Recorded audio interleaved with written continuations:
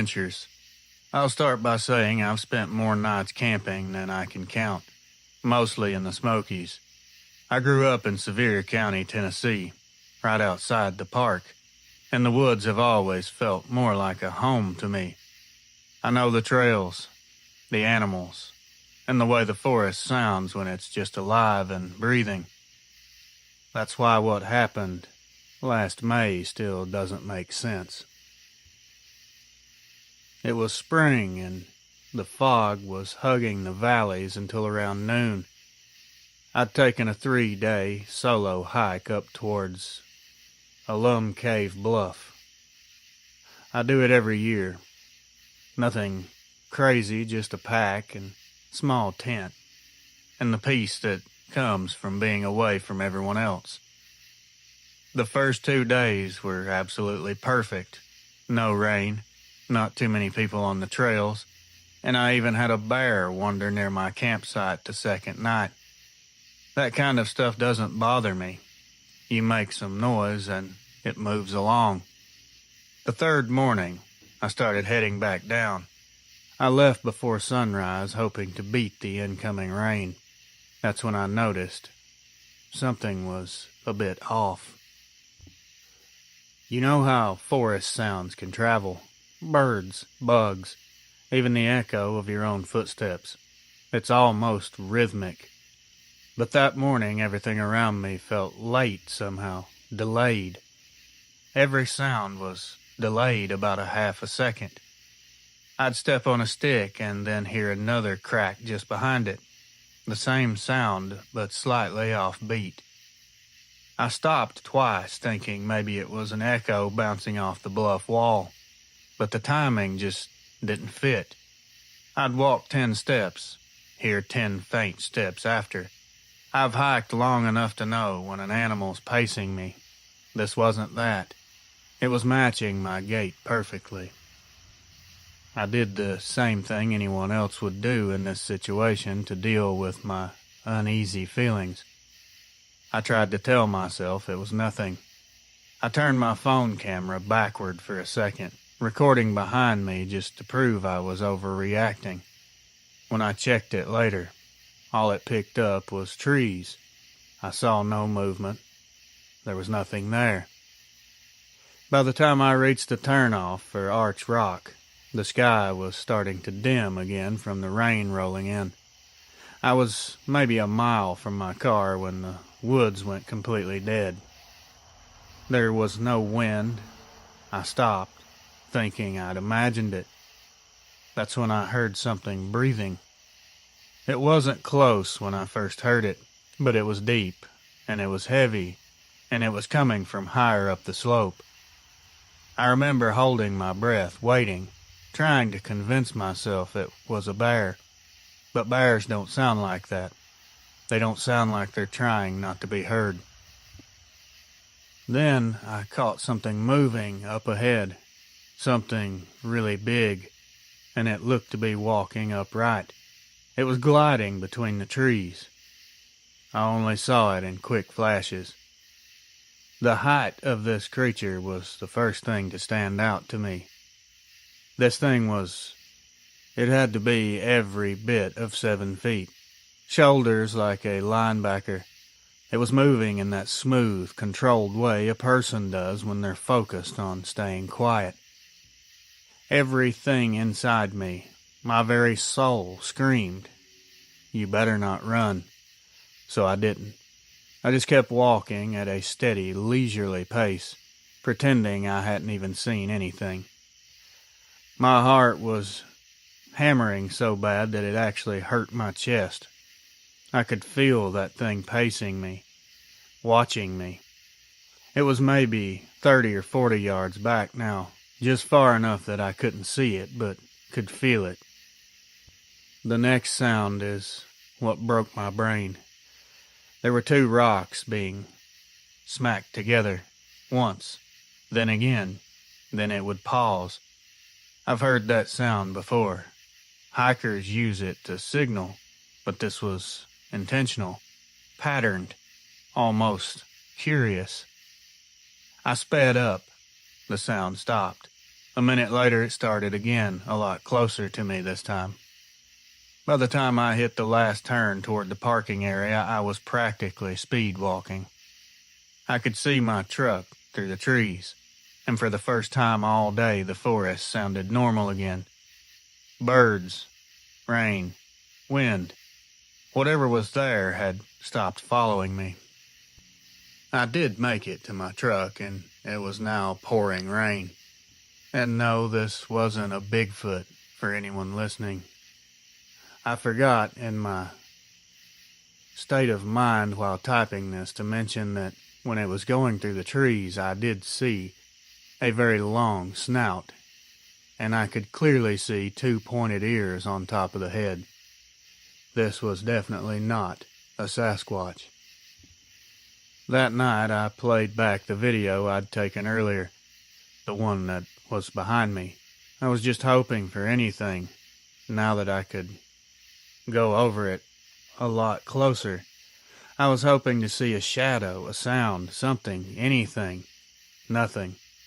But here's the weird part. The timestamp on the clip was 3 minutes later than when I'd started recording. I didn't notice it until the next day. My phone clock was normal, but the file says I recorded it later, like something froze it up. Could be a glitch, I suppose. Could be my imagination. But I will tell you, I've hiked those trails for 30 years, and I've never once felt like the woods were aware of me being there. That morning they were. I haven't been back out there. Don't really have the want to. I still drive by the park entrance sometimes, just to look. Curiosity drives me, but I can't make myself stop and go in. I don't know what that thing was, and I don't think it wanted me to. And it definitely didn't want me there because I feel like it was escorting me out of the area. Thank you, Reels. I appreciate your time. JT. Hey there. I've worked seasonally in Glacier National Park on and off since 2016. Maintenance and campground duties mostly. I've seen plenty of wildlife, up close and personal. Bears, wolves, moose, even a mountain lion once near the loop. But something I saw in September of 2020, well, let me tell you about it. We were closing up some of the sites near Lake McDonald before the weather turned. It was just me and one other guy, and we'll call him Randy, splitting duties between fire rings and trash pickup. Most of the tourists were already gone, so we had maybe 10 miles of quiet road and half-empty campgrounds to ourselves. I stayed in one of the small park cabins near the lake. It's a peaceful spot at dusk. Water so still that it mirrors the trees. You can hear everything. Owls, loons. That's why I heard it before I saw it. It was around 10 p.m. and I had a small campfire burning out front. I was cooking a bit of leftover chili. I remember thinking the night was too quiet, like the lake had just sucked up all the sound. Then faintly, at first, I heard what I thought was someone walking up from the trees. It was heavy steps, with strange spacing. Someone walking very slowly. It unnerved me immediately. I was hoping it was maybe a late hiker that had got turned around, so I did call out, "Are you all right out there?" I got no answer. I kept poking at the fire, waiting for whoever it was to step out. The footsteps stopped, but the feeling didn't. You know that old trick where your body knows it's being watched before your brain even registers it? That's exactly how I felt. I looked towards the tree line and saw 2 orange-yellow reflections maybe 8 feet off the ground. I didn't know exactly what to think. Definitely no bear. The spacing was wrong. The eyes were too far apart. Then the light from the fire built up a bit and caught more of it. I saw the outline of something tall, and it seemed to be either deformed in some kind of hunchback, or it was just deliberately slouched forward. It had fur that looked almost gray in the glow, but it was dark, so I can't be sure. It was completely still. I realized it wasn't watching me so much as it was watching the fire. Its head would tilt a little side to side like it was trying to understand it. For a while, I didn't move either. It didn't make a sound aggressive like a growl or anything like that. It did make this slow, steady breathing noise that you only notice when you're close to something that is alive. I thought about reaching for my flashlight, but I ultimately chose not to do that. Not because I was afraid to see it better, it was because I felt like the light would change the situation. Like if I shined the light, whatever was standing there might change its mind about staying put. It stayed like that for maybe a full minute, long enough that my fire started to die down a bit. When the flames dipped, it took a step backward. I didn't hear the twigs or brush break like you would expect from something that big. It was very careful in its steps. Then it just turned and walked off into the dark. When Randy came by in the morning, I told him what I'd seen. He just laughed and said, "You saw a shadow from your own fire." But shadows don't have glowing eyes. Later that day, when we went to dump the ashes from another pit about 50 yards down, there were strange prints near the shore. They weren't full tracks, just indentations in the damp ground. And they were big, spread like a man's steps, not an animal, on 4 legs. I didn't say anything after that. The weird part came a few nights later. Well, the weirder part, as if this isn't weird already. We'd closed up everything. I was packing up my truck and noticed a smell. It smelled like copper or blood. It hit in waves. That winter, I worked a short contract in Arizona.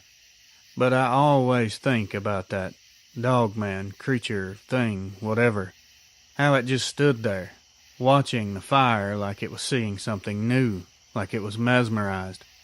Sometimes I wonder if it even knew I was there at all. I've worked around animals long enough to tell when something is hunting and when it's curious. It wasn't looking for food, at least in my opinion. This looked more like intelligent thought, like it was thinking. I don't know. I know how foolish this sounds, but that's what happened. Thanks. Anonymous. Hey, man. First off, I don't know if I even believe half the stories I've heard on your channel, and it's nothing personal. I don't believe other channels that much either. Now, some people, I hear their emails read, and they do sound legit. But I can tell you this much. I believe what happened to me. I'm not a hiker, not a woods guy. I'm from Staunton, Virginia, and my friends talked me into a weekend trip down to Shenandoah a couple summers back. They said it'd be good to get off the grid. I didn't realize that meant sleeping in a tent on the side of a mountain with every bug in the state. It did start out fun, though. There were 4 of us, me, my cousin Brian, and our 2 buddies, Rob and Dallas. We had 2 tents, a cooler full of beer, of course, and just enough food to pretend we were surviving. First night was loud, full of laughter and bad jokes. You could have heard us a half-mile away. Maybe that was our mistake. The second night, everything turned in a different way. It had rained that afternoon. It was a steady drizzle that never fully lets up. We had a fire going, but it smoked more than it burned. Brian had gone down the trail to use the bathroom. He came back looking very disheveled and disturbed. I laughed and said, "What happened? Did a creeper animal stare at you while you were using the restroom?" He said, "No. Someone is out there." Now, there weren't supposed to be any other campers within a few miles. The ranger told us we'd have privacy since we were up by Loft Mountain. I figured he was joking, so I went down there myself with a flashlight. I didn't see anyone, but I did hear something. It was this low chuckle, not like a laugh you'd hear from your buddies. This was low, throaty, like someone trying to stay quiet, just quiet enough where you could barely make out any sounds at all. Like it was intentionally meant to freak you out. And freak me out it did. But I still thought maybe one of the guys was messing with me. I went back to camp and told Brian I didn't see anything, just heard the world's creepiest giggle. We joked about it for a minute, but no one really laughed. Around midnight I woke up because something brushed the outside of my tent. I thought it was the wind until I heard that sound of wet leaves moving and crunching. It was careful steps circling the site. Then, to my horror, that same laugh rang out again. I couldn't move. It came from behind my tent this time, just a quick burst. It was very close, like someone trying to hold it in, but failed. I yelled for Rob and Dallas, but no one answered. I unzipped my tent just enough to see out. The fire was almost completely died out, just burning coals at that point. The rain had stopped, but everything still was dripping wet. Now here's where I saw the movement. It was in the trees, so it was hard to see. It was definitely not a person. It was way too tall. My eyes just felt like they were playing tricks on me, like this wasn't real. Maybe I was dreaming.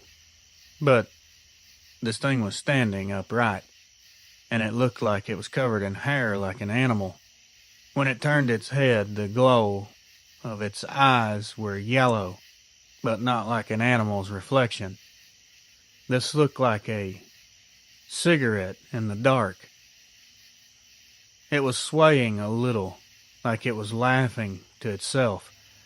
Then, I swear, on a stack of Bibles, I heard it again, that breathy chuckle. Not words, not even a real sound, but enough to make every hair on your body stand up. I stayed inside that tent until daylight. When we got up, Brian said he'd heard someone whistling during the night. I hadn't heard that. Rob said he heard what sounded like 2 sets of footsteps walking around the edge of the camp. I only heard one. He said one was heavy and the other was a bit lighter, like it was something smaller. We all packed up early without speaking too much about it. I didn't tell this part to them, but when I was rolling up my sleeping bag, I found a perfect circle of mud on one side. It looked like something had pressed a wet hand down. There were 4 long, skinny fingers and this short, stumpy thumb that just didn't look right. We hiked out without speaking. By the time we got to the car, it was like nobody wanted to admit anything weird had happened at all. I tried to joke, saying maybe Bigfoot was just looking for a beer. No one was laughing. That was 2 years ago. I don't do camping, especially now. I didn't like it before, but this turned me completely against the woods in general. I live right next to George Washington National Forest, but I don't go in there either. The thing that bothers me the most isn't the sound or even the height. It was that laugh. Because the more I think about it, the more I realize it wasn't laughing at me. It was laughing with me, like it was enjoying the same jokes or conversations that I didn't even know I'd told. Anyway, that's my encounter. Believe it, don't believe it, doesn't really change my life at all. doesn't matter to me. But I myself will never forget that laugh, and it's unexplainable to this day. I've thought every scenario through. None of them makes sense. This was real, and it's unforgettable. C.L. Staunton, Virginia. Hi, Reels. I just want to let you know that I thoroughly enjoy your channel and your narrations. Your channel ultimately made me realize how many of us are walking around holding stories in that we don't feel like we can share. Mine isn't about camping or sightseeing. I was part of a volunteer search and rescue effort in Yosemite about 9 years ago. The call came through on a Wednesday morning in late June. Solo, male hiker, 34 years old, missing near the upper section of Yosemite Falls Trail. His girlfriend said he'd gone out early to photograph sunrise from one of the overlooks and had not returned. The first 12 hours of a search are usually routine. Coordinate the grid. Assign teams. Check all the obvious routes. You learn to work in a rhythm. Look, mark, call it in, move on. You also learn not to get emotional. By day 3, we found nothing. No pack, no camera, no prints. The weather was turning. There was some fog rolling in fast from the west. That's when our team lead decided to push one more run up that ridge past Columbia Rock. I remember thinking the air felt thick up there, like the pressure dropped all at once. We split into pairs. My partner, we'll call him Sean, went left toward a narrow chute, and I took the upper ledge line. I was maybe 15 minutes ahead when I saw movement downslope. It was very quick and very silent, like a person darting between trees. I wasn't thinking any cryptid thoughts in my mind. We were looking for a missing hiker. So I radioed Sean and said I might have visual. He asked, "Is it the subject?" I said, "I can't tell, but it's something walking bipedal and it's pretty big, so I assume it's got to be a human." That was when everything went quiet. Not silent in your normal sense of the word. This was some type of oppressive, heavy quiet. It seemed to press against my eardrums and my hearing started to muffle. I crouched down near a log and started watching. I'm guessing 50 to 60 yards away, something came out of the trees in the fog and stood on the ridge below me. At first my brain obviously went to black bear because it was standing up, dark covered with dark fur, and had a snout and pointed ears. But I immediately realized that's not a bear. It was way too tall and it wasn't built right. This was probably 7 to 8 feet. It had shoulders, wide, almost squared chest. The fur looked uneven, sort of missing patches, like parts of it were wet. The head was the wrong shape as well. It was long, and the ears stuck out to the sides. They weren't rounded like a bear's would be. It was looking uphill, not at me, toward the area where Sean was supposed to be. Then it made this low sound. It was like a hum or a growl someone's trying to keep inside their throat, but involuntarily lets it out. I whispered into the radio, "Sean, stay where you are. There's something between us." He didn't answer right away. Then I heard him say, "I see it." I didn't move, neither did the creature. It just stood there, head tilted slightly to one side like it was listening to both of us. After about 30 seconds, it turned and walked down the slope. It never dropped to all fours. It walked, never touching the trees to balance itself either. The way its back muscles moved under its fur didn't look like any animal I've ever seen. It was closer to human motion, but a lot heavier and more controlled. This was a predator. This thing was a killing machine. We regrouped and called it in as an unidentified subject. The lead said to return to base because of low visibility. That night the fog was thicker, and we had to suspend the search. The next morning a helicopter team spotted the missing hiker's pack about half a mile north of where I'd seen that thing. It was sitting upright against a tree, perfectly placed, not tossed or dropped. His camera was inside, still zipped. The SD card was missing. The official report lists him as unrecovered. His body was never found. I kept quiet for a long time, years, but last fall I went back on my own. I told my wife I was just visiting old friends. I hiked up to the same ridge. The log I hid behind was still there. It was rotted now, covered in moss. But what stopped me cold was a pile of rocks, stacked chest high, maybe 20 yards away. 6 or 7 stones balanced perfectly. I don't know if it was left by another hiker or ranger or something else. I didn't touch it. I just stood there long enough to feel the same air pressure change again. That same heavy, invisible silence. And that was enough to turn me around. I don't think the thing I saw was hunting the missing man. I think it was watching us look for him, and I think it's still up there. Daniel. Hey, Reels. I'm so glad I decided to do this, as I think it will help. I'm not sure if this is supposed to be a confession, closure, or maybe just me talking to a person who won't laugh. My name is, well, not important to this encounter.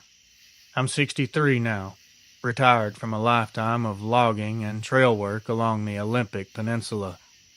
My story happened in 1987, out near the whole rainforest. This was way long before smartphones and GPS. Back then, if something happened in those woods, it either stayed there or came home in your head. I'd been out marking boundaries for a private timber company. Nothing illegal, just standard survey work near park property. I was alone for about a week, living out of a canvas tent. Rain gear stayed damp. Everything smelled like moss and gas. You get used to that kind of life. The woods become just background noise. By the third night, I noticed the quiet. All I heard was the rain dripping and the occasional branch snapping. It was never close, but never far away either. I believed at the time it was an elk. You would hear them sometimes moving slow through the woods. On the 4th day, around dark, I came across an old overgrown service road that dead-ended at a small clearing. Nothing unusual, except for a feeling that I can't describe here. It's like when you walk into a room and forget why you're there. That flash of disorientation. There was something in that clearing. Not a structure, not a person, just presence. I don't remember hearing it approach, but I looked up and there it was, standing between 2 trees, at a very short distance away. An unnerving distance, actually, way too close.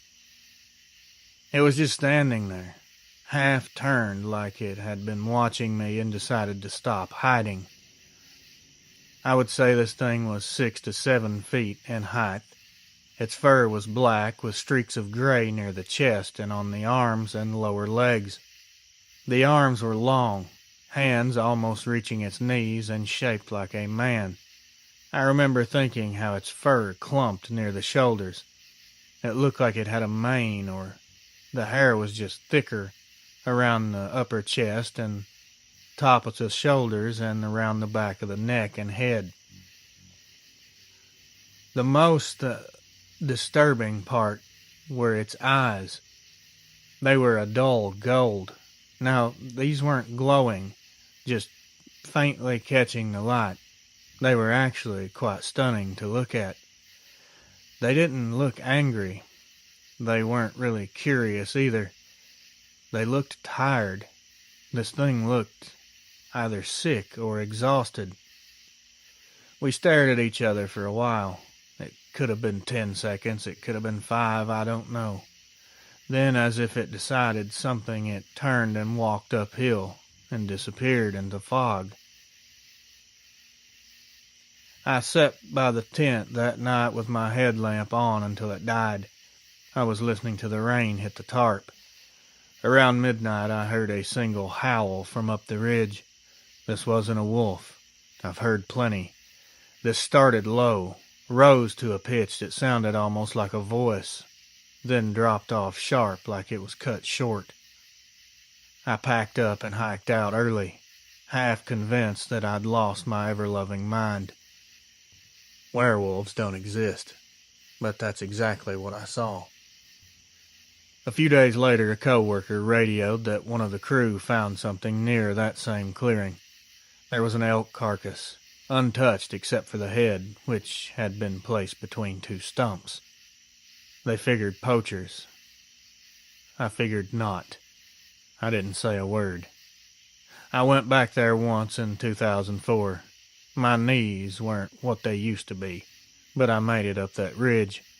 The clearing's gone now. It's just all ferns and completely grown up. The forest reclaimed it. But when I stood there, the air did not have that same weight to it. That same stillness that presses on your chest was gone. I don't tell people I saw a dogman. I don't even know if that's what it was. I'm just guessing by the way it looked. Maybe it was something that's always been here. Something older than any name we can give it. Whatever they are, this thing did not come after me. It didn't threaten me in any way. It just watched me, and somehow that feels worse to me. It's more unsettling. Some nights, I hear something in the wind that sounds like that howl. It's probably just my imagination or from the trauma of seeing something that's not supposed to be real. I like to think it's just memory echoing back. If maybe that thing is still out there, or just passed through the area and I was unlucky enough to cross its path, I'm pretty sure that that thing was responsible for the elk carcass. And when I said the head was between two stumps, I'm sure you figured out that it had been removed, and it looked almost surgical in nature. Normal animals can't do that. They won't do that. There was no point. That was just a senseless killing. It wasn't for food, it was for sport, or to leave a sign for anyone that came back into the area. Maybe it was a warning. Who knows why these things do what they do? They seem to be very confusing, with each report having different behaviors. Anyway, please don't use my name. Forks, Washington. Hello, Real Adventures. I just recently found your channel and I'm loving it. I hunt out near Priest Lake every fall. Bow, mostly. A few late-season rifle sits if I need to. I've been at it forever. I've been in and out of trucks and stands, and I consider myself a pretty level-headed guy. This one still sits with me and makes me question a lot of things. It was the second week of November. Snow on the shoulder, but not deep. It was a cold snap right when the lake starts to ice along the edges. I parked on a logging spur about a half-mile from where I was going to slip into a stand. The truck doors locked, and I always toss my phone, wallet, and keys in my backpack and keep them zipped up. It keeps everything in one place, that way I don't lose anything important. It's a newer pickup with a key fob and a push-button start, and there's no power square window in the rear window. That will come into play later. Remember that part. I hoofed in with my bow, maybe 20 minutes to the stand. The twilight was thin, and it makes everything a silhouette. I'd only been in the stand 10 minutes when something moved in the ridgeline across from me.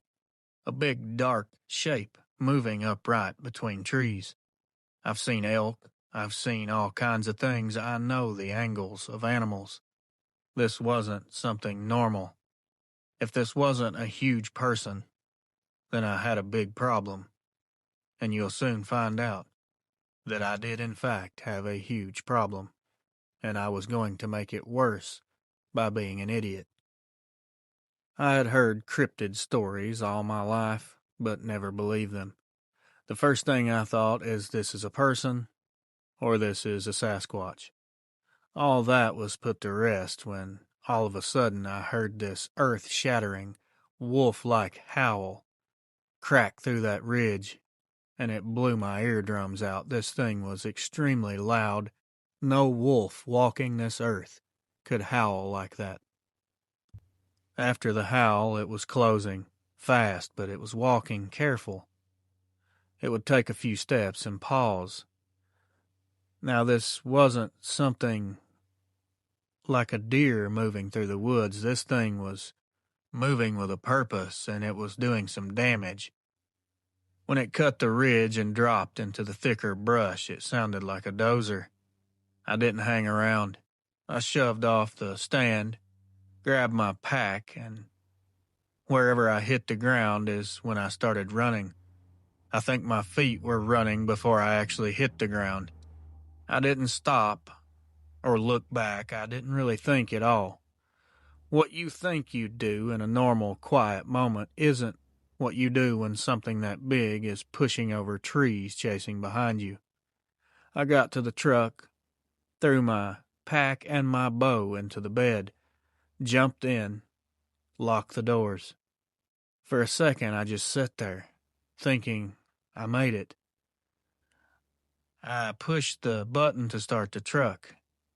That's when I realized, when it said key fob not found, I was in trouble, because I remembered my key fob was in my backpack, and my backpack was in the truck bed. I hit the button again. It just wasn't going to start. The fob was too far away. I remember just looking at the bed through the rear window. My backpack was right there, exactly where I'd thrown it. I could see the zipper. It was so close, but out of my reach. The truck's lights flashed when I first leaned on the door handle earlier, so I thought maybe the fob was close enough to start. But I was wrong. It just wouldn't take. I kept as many lights off as I could, and I laid down on the floor and tried to stuff myself under the seat. I had nowhere else to go. The thing outside was testing the truck. It wasn't a full-on charge or ramming it. It was just heavy slaps and bangs. It was hitting the mirrors, and occasional the odd brush against the passenger door. The passenger mirror got hit twice hard enough to gag the sound in my chest. Every time I looked at that mirror, I felt like the outline of something huge should be visible in the reflection. I didn't see a lot. It was all so fast, and I was so panicked. But I did see part of the head. This was definitely a dogman, or we have a werewolf running around out there. Are they the same things? Hell, I don't even know anymore. You hear so many encounters about different things, and people have their own take on what they are and where they come from. I'm getting sidetracked. I tried to hit the horn, a short blast. It was more of a reflex than a plan. It made a sound that didn't seem to affect it at all. Whatever was out there answered me with another one of those ungodly howls, and then it was followed by a wet snort at the same time. It was so close it felt like the cab shook. I wasn't about to try to get to that key, and I think it was trying to lure me to open the door.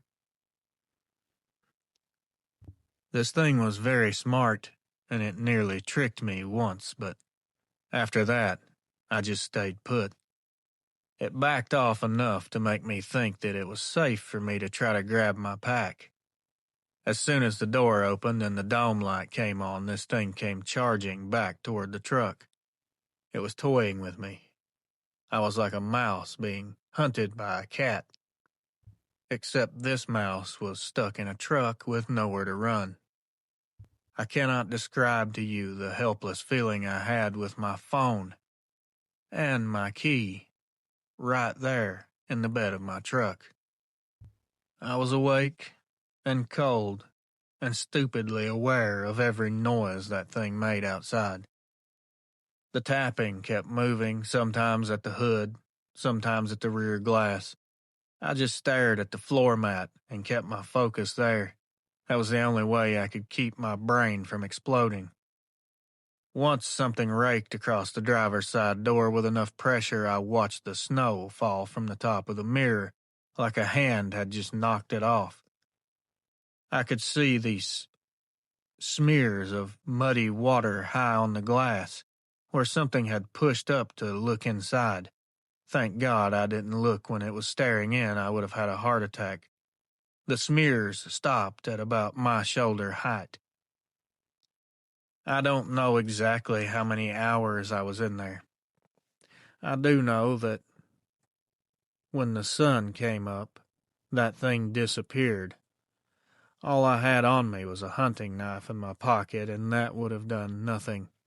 I'd have been better off just to not try to use it at all. Everything softened with the rise of the sun. Whatever it was moving out there had slipped away into whatever hell it came from. I cracked the door an inch and waited. I didn't see anything, didn't hear anything, so I quickly jumped out, grabbed the pack, and got back in. Remember in the beginning when I mentioned my truck, the back window didn't have the little square sliding window? Yeah, I'm kind of glad it didn't, because if it had, I may have been desperate enough to try and foolishly reach out that window to grab that pack. I don't know what would have happened in that situation, but I was very desperate to survive. And I know how foolish it was for me to drop my stuff in the bed, but that was the easiest and fastest way I could get inside the truck. And this thing was right behind me. I could hear it the whole way out. I honestly didn't think at all when this was happening. It's all like a blur. You usually don't when you're fearing for your life. You run, you hide, you hold on to whatever you can. And that's the honest-to-God, true part of all of this. I hear all sorts of explanations for these creatures being spotted. It's usually you saw a bear or a guy in a suit. I've seen both of those. I'm not an idiot. And this didn't move like either of them. This was not a human. That is a certainty.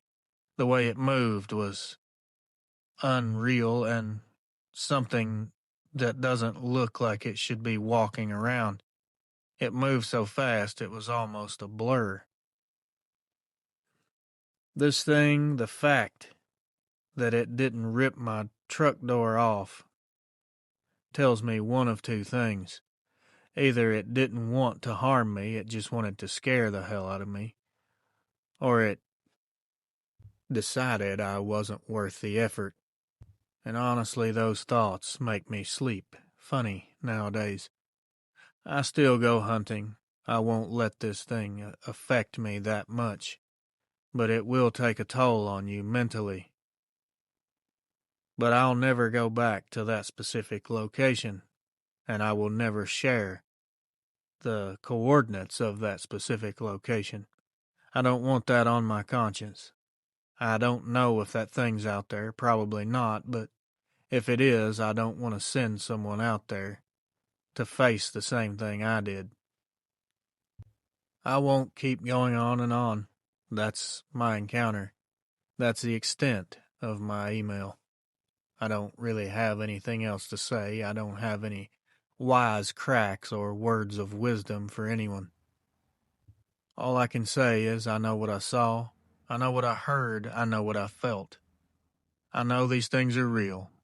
I was looking at it. I was terrorized all night long. If you don't believe in these creatures, I understand. Neither did I. I just hope that your belief isn't broken the same way mine was. I truly hope no one encounters these things. But, unfortunately, it seems to happen more and more lately. It seems to be inevitable if you spend time outdoors. Hell, they even show up around populated areas. Who knows what they are? I don't. One day I hope we can find out. Thank you, Reels. You're doing a great thing here, and I thoroughly enjoy every single upload. Keep going, brother. The answers are out there. J.D., Northern Idaho. Hey, Real Adventures. Don't use my name. I'm 62. I'm a retired pipe fitter. My wife, May, and I pull a small 21-foot fiberglass trailer behind a 3/4 ton. We like to take the long way when we visit our daughter in Texas. We cut down through South Louisiana to see water in Cypress. This was late April of last year. We'd come across LA 70 and planned to overnight at a legit campground the next morning. That evening, we were just looking for a quiet place to park and sleep for a few hours. We found a parish boat launch lot, little gravel loop, 2 lights, a dumpster, and a short dock out into the bayou. No tents were set up, no other rigs were there. There was a sign that said no camping, but nothing about no overnight parking.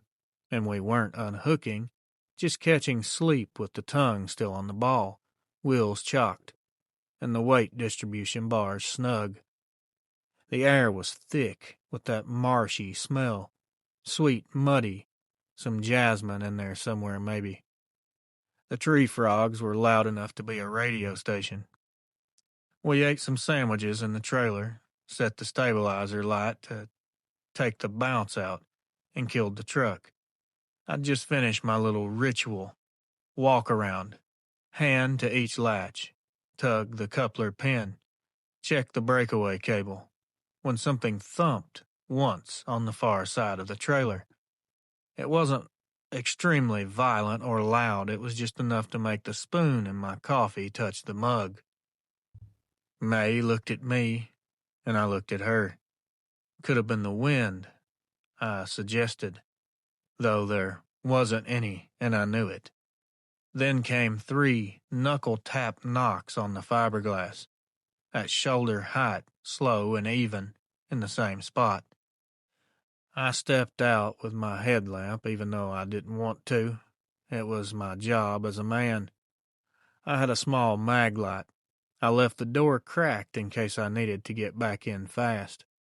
I did the smart thing and spoke first. Evening. We're just parked here for a few hours. No answer. The lot light by the dumpster was not much use at all. I could see the trailer's curve in my periphery and the dark between the trees.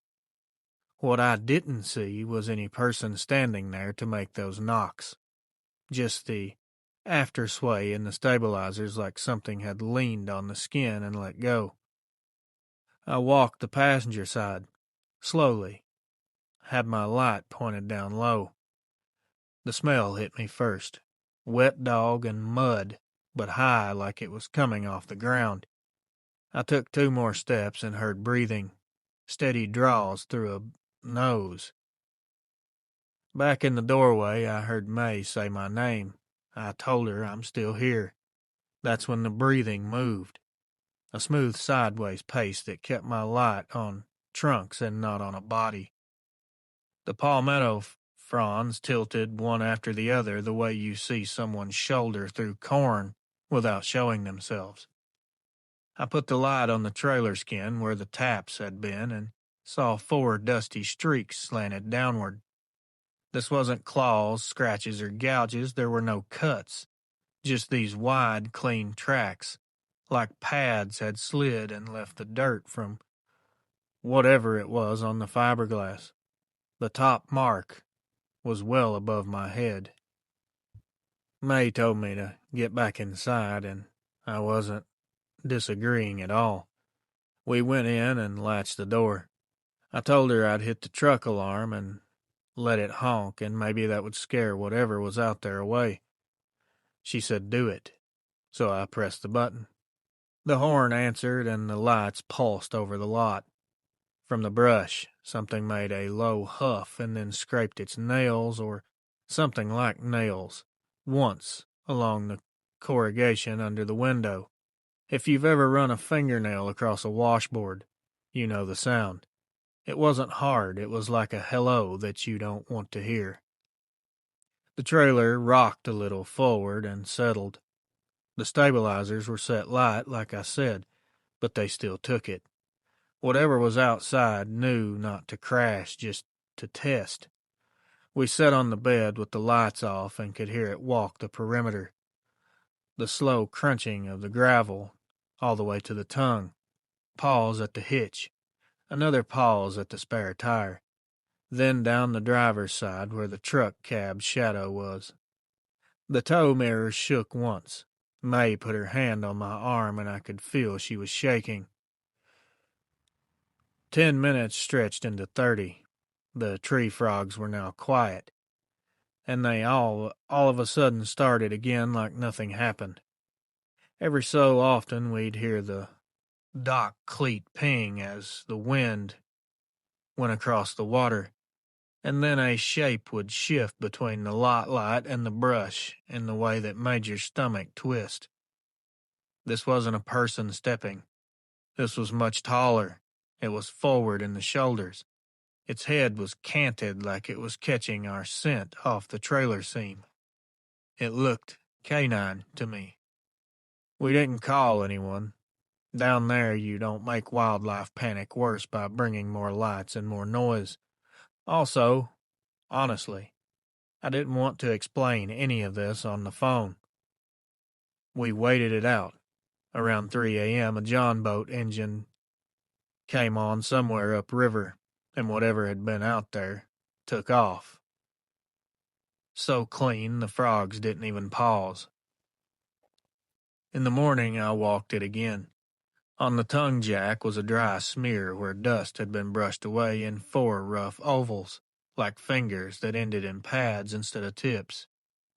On the ground by the passenger stabilizer, the damp clay showed 2 shallow ovals, no heel like a boot, broad up front, a faint nail drag ahead of each one. The tow mirror had a mud print on the underside you'd need 6-foot arms to put there without a stool.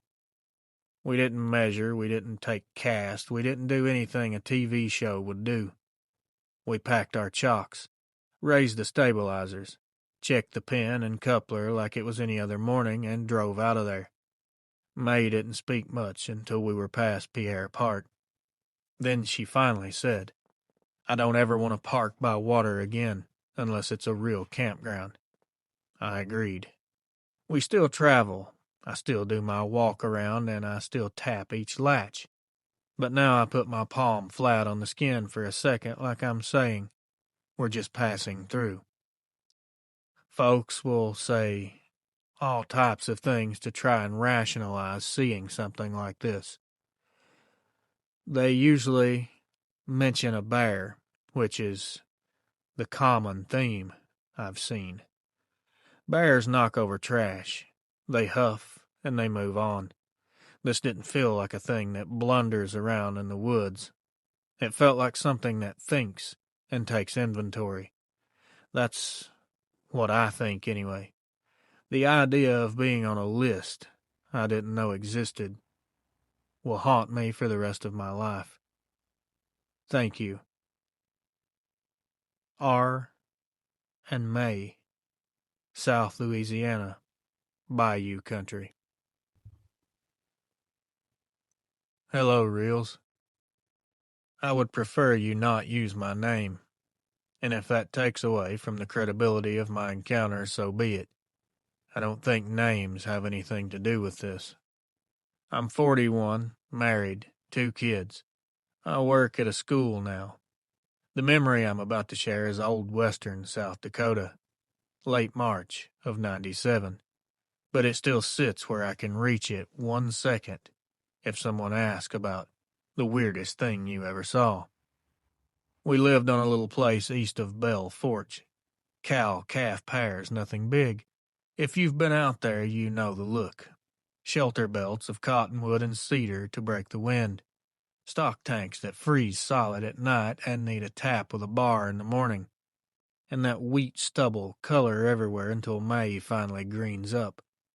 Calving season runs late winter into early spring, so nights are long and you listen a lot. That evening, my dad sent me to the south windbreak to check a heifer he thought might calve early. I was 13 years old. Light was going.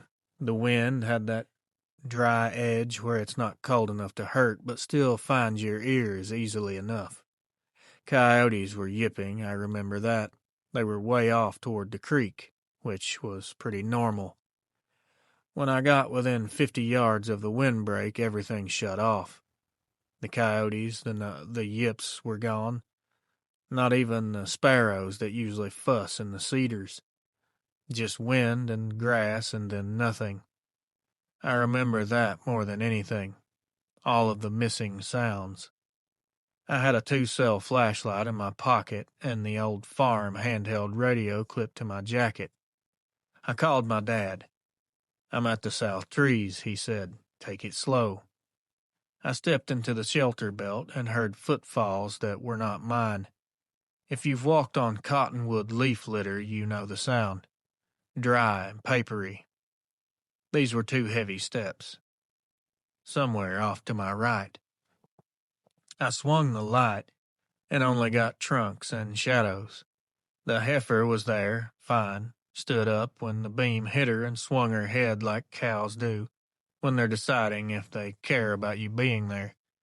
Behind her, farther down the row, something paced to stay hidden behind trunks.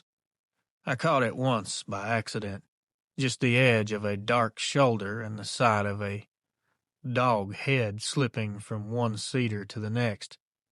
This thing was big, high off the ground. That's all I can tell you. High and forward in a way that carried its top half. I told my dad over the radio I wasn't alone. He sternly told me to stay put. I could hear him step off the porch back at the house. I could even hear the screen door springs from that distance. That detail is stuck to the memory like glue for some weird reason. Those stupid springs on that door. That monster in the trees. I could hear it exhaling. It was extremely loud, like someone letting the air out of an air compressor. It was a long breath that sounded like it came through a throat that was huge. The heifer froze up and did that 2-hoof stamp that cows do when they're telling another cow to back off. The breathing was still there.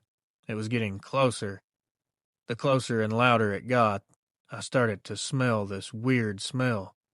If anyone has ever been close to a coyote or wolf or just a wet dog for that matter, that's what it smelled like. It smelled like a wet dog covered in mud. I didn't run. I don't know why.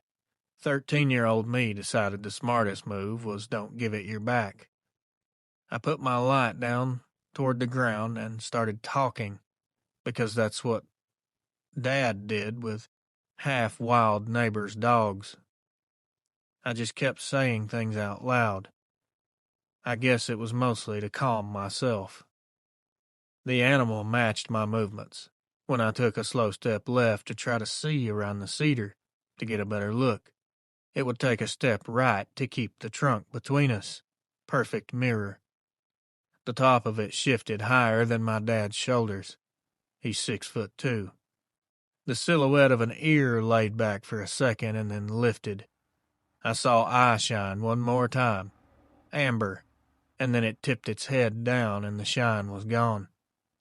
Dad's spotlight hit the windbreak 10 seconds later, a hard white bar cutting through the gap. He didn't come charging, he walked in carefully, calling the dog by name so I'd know where he was. The beam washed over the trunks and then found me and the heifer. I said, "Other side, Dad," and pointed. The light turned, caught nothing, turned again, and then the cedars were moving in a line like something heavy was moving fast but quietly. Dad didn't shout. He just angled the light down low to look for tracks.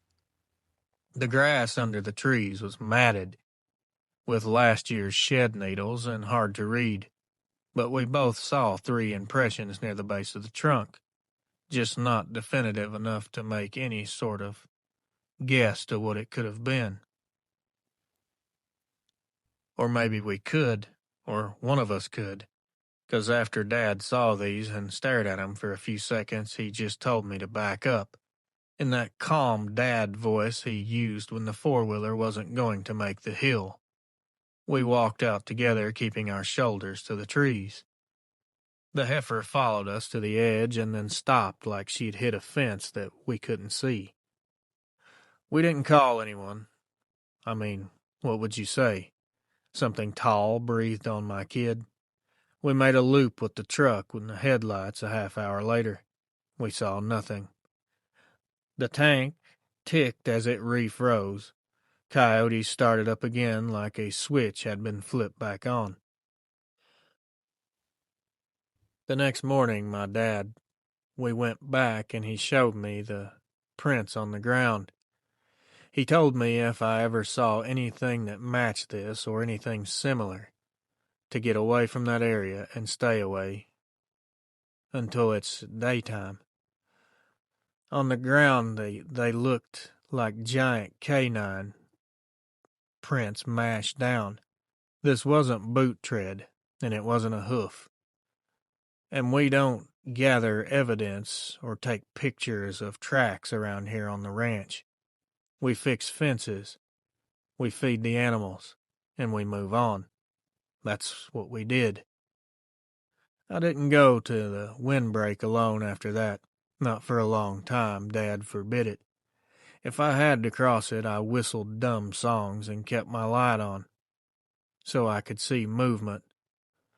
People will probably say it was a wolf or some other animal or a cow acting funny. I was 13. I imagined it.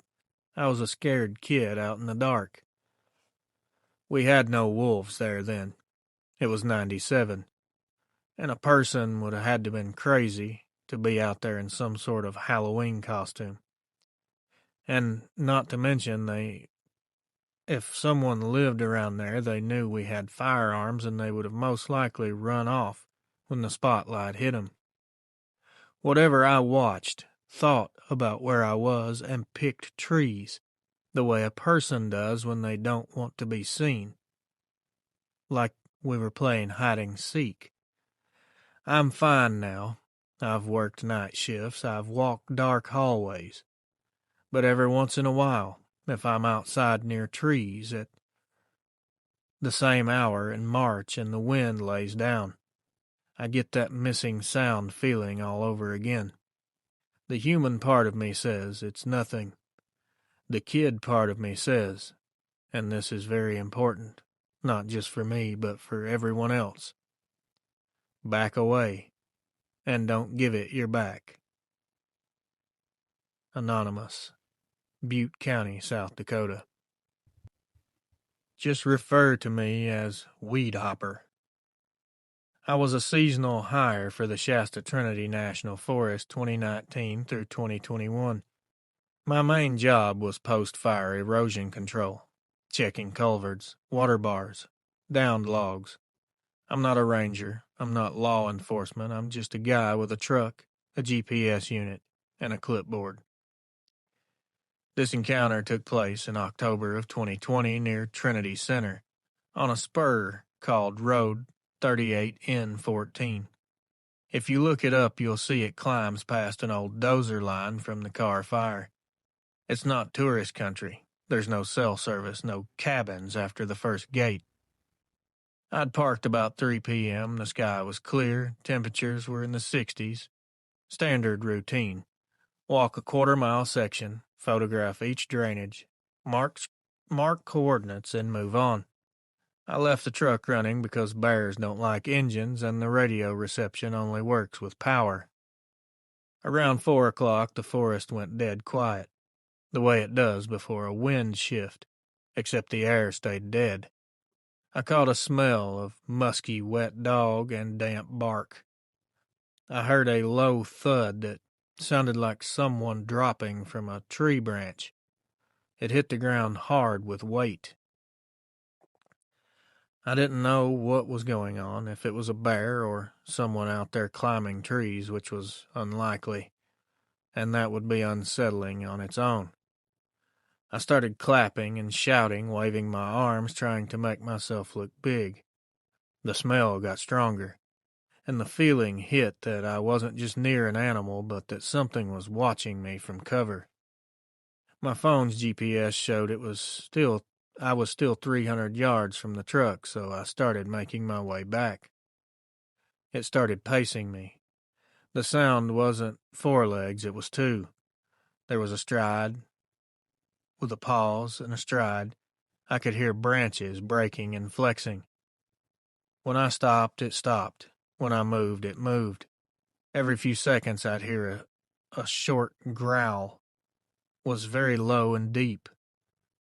And occasionally I would hear controlled, steady breathing. I reached a narrow draw where the old dozer line dipped and crossed a small seasonal creek. The moment I stepped onto the slope, rock chips slid behind me like someone had planted a foot on the same trail. I spun around and saw a shoulder. Gray, brown hair. Sunlight flashed off the guard hairs. Then it stepped sideways, upright, into full view for maybe a split second. It was taller than the hood of my truck, by at least a foot. Chest wide, arms longer than if it were a man in gear. The head was canted, ears forward, and the eyes were yellow, like a lamp glass catching sun. It let out a deep bark grunt, one sound mixed together, and it echoed up the draw hard enough that a jay shrieked from somewhere above us. I did what instinct says. Drop low. Back down the slope. Not running, but not slow either. Every time I looked up, it was paralleling, staying 30 feet or so up the ridge, cutting me off from my truck. That was the plan. It wasn't charging me. It was hurting me. I decided to break line of sight. At the bottom of the draw, I crawled behind a root wad from an old wind throw. I radioed base on the handheld. Nothing but static. I could hear this thing sniffing, drawing in air. Then a single knock on a tree. It was loud enough to vibrate through the ground. I don't know if it hit it with a hand, a head, or a stick. Could have been a rock for all I know. The sound was definitely intentional, like it was yelling at me with a punctuation mark. I waited about 5 minutes, and it felt like an hour. Silence again. I slowly crept out, staying under the line of brush. I saw its shadow move between trees toward my truck. The cab light flicked on, automatic sensor, and that completely destroyed me. I ran the last 100 yards. When I got there, the driver's door was halfway open. I know I'd closed it. My clipboard was on the ground, and I saw muddy prints tracked across the ground on the gravel. They were 3-toed, huge, round prints. It looked like claws were splayed forward, with pressure ridges deep enough to hold water. I got in, slammed the door, and took off. I drove straight to Highway 3, and I didn't stop until Weaverville. I wrote a simple note in the log. Wildlife interference. Left sight early due to safety concerns. That's as close as truth as you can get on government paperwork without risking your job. 2 days later, I came back with another tech. Same site. Same time of day. We didn't find or hear anything. No silence, no smells. But when we got back, we did find the mirror scuffed, dried like clay chest high, same as before. My partner asked if I thought someone had been up there. I said it's a possibility, and we just left it at that. I've worked around bears, cougars, all kinds of animals. And you know what? Animals act like animals. They're curious, hungry, scared. This acted like a landowner deciding how close it would let me get. Not the shape of it, not the noise. No, that's not what gets me. It's the feeling that I was on someone else's ground, and it knew it. That thing was in charge. It could have got me at any point, but it chose not to. That confuses the hell out of me. Weedhopper, Trinity County, California. Name's Troy. Born and raised in Texas, but not the pretty hill country part. The flat, windy panhandle halfway between Amarillo and Pampa. I work nights for the county road department, checking graders, keeping the shop stocked, fueling rigs before the crew comes in. It's something you couldn't call heroic, but it's a job. This happened in May of 2021, a few miles outside White Deer. I'd stayed late because one of the new guys filled the DEF tank on the wrong truck, and I had to drain and refill it. By the time it got done, it was starting to get late. The shop sits on an old farm to Market Road. Just 2 crappy lights out front and a cattle gate separating it from about 200 acres of mesquite pasture.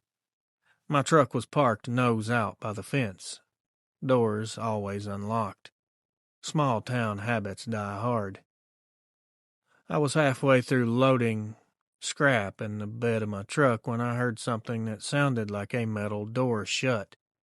And I mean slam shut. But the echo came from the pasture side, not the shop. I thought it might be a trespasser, so I turned on my flashlight and yelled out, "If you break it, you bought it." I heard no answer. The weird part was the cows weren't making noise.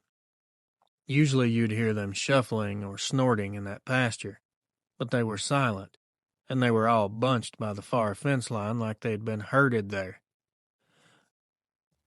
That's when I saw movement by the road grader. Something tall stepped out from behind the rear tire and then quickly right back out of sight. I thought it was a guy wearing a hood or maybe one of the hands pulling a prank. I yelled out again, "You got about 10 seconds before I start shooting." I walked closer, and this weird stench was in the air. It smelled like someone had left a soaked German Shepherd and let it nap under a truck and had diesel drip on it. The grader's mirrors were angled down, which made no sense. They're usually locked tight. I ducked under the cab to look for footprints and froze, because there were 2. One on each side of the oil drip pan. Bare, big as my forearm and pressed deep into the ground. I started backing up. I remember saying stupid things out loud. I can't remember, or it wouldn't matter if I did, because it was probably so dumb I would be ashamed to type it out here. This thing came around the front tire. The easiest way to say this: imagine a coyote on stilts and steroids with shoulders like a football player. It was standing, arms bent like a man's but longer. It had huge, gnarly-looking hands, and they were open and hanging down low. The light hit its eyes and they glowed a pale blue. not reflection blue, glowing like the way LEDs would when a battery's dying. I swear to you, it tilted its head like it was curious, the same way a dog does when you talk to it. I should have been screaming, but my mouth just wouldn't let any words come out. It made a sound then that reminded me of that sound that alien predator thing makes on the movies, followed directly by a laugh, short exhale through the nose. It stepped back into the dark after the sound. I used that as my cue to retreat in a dignified, cowardly fashion, meaning I power walked to the truck and got in as quick as I could. When I looked back, it was standing by the fence, one of those nasty, gnarly hands resting on the top rail, looking at me like it wasn't sure whether to cross or not. The lot light flickered once, and in that half-second flash, it was gone. It didn't run. It just wasn't there anymore. I sat in my truck laughing, the kind of laugh you do when you're not okay mentally. The door was still open, and the shop cat jumped in my lap, and I just kept petting her, saying, "We're not going to talk about this, all right?" The next morning the crew came in, and I didn't mention it. But when one of the guys moved the grader, he asked who smeared and mud on the mirror housing 6 feet up. I just made a joke and said must have been Bigfoot doing maintenance. I was trying to see what kind of response that would get, to let me know whether I should mention what I'd seen. They all laughed, so I just kept my mouth shut. The truth is, Reels, I don't know what it was. It was too tall, too smooth in its movements to be human, in a suit. It was too quiet for any animal that big.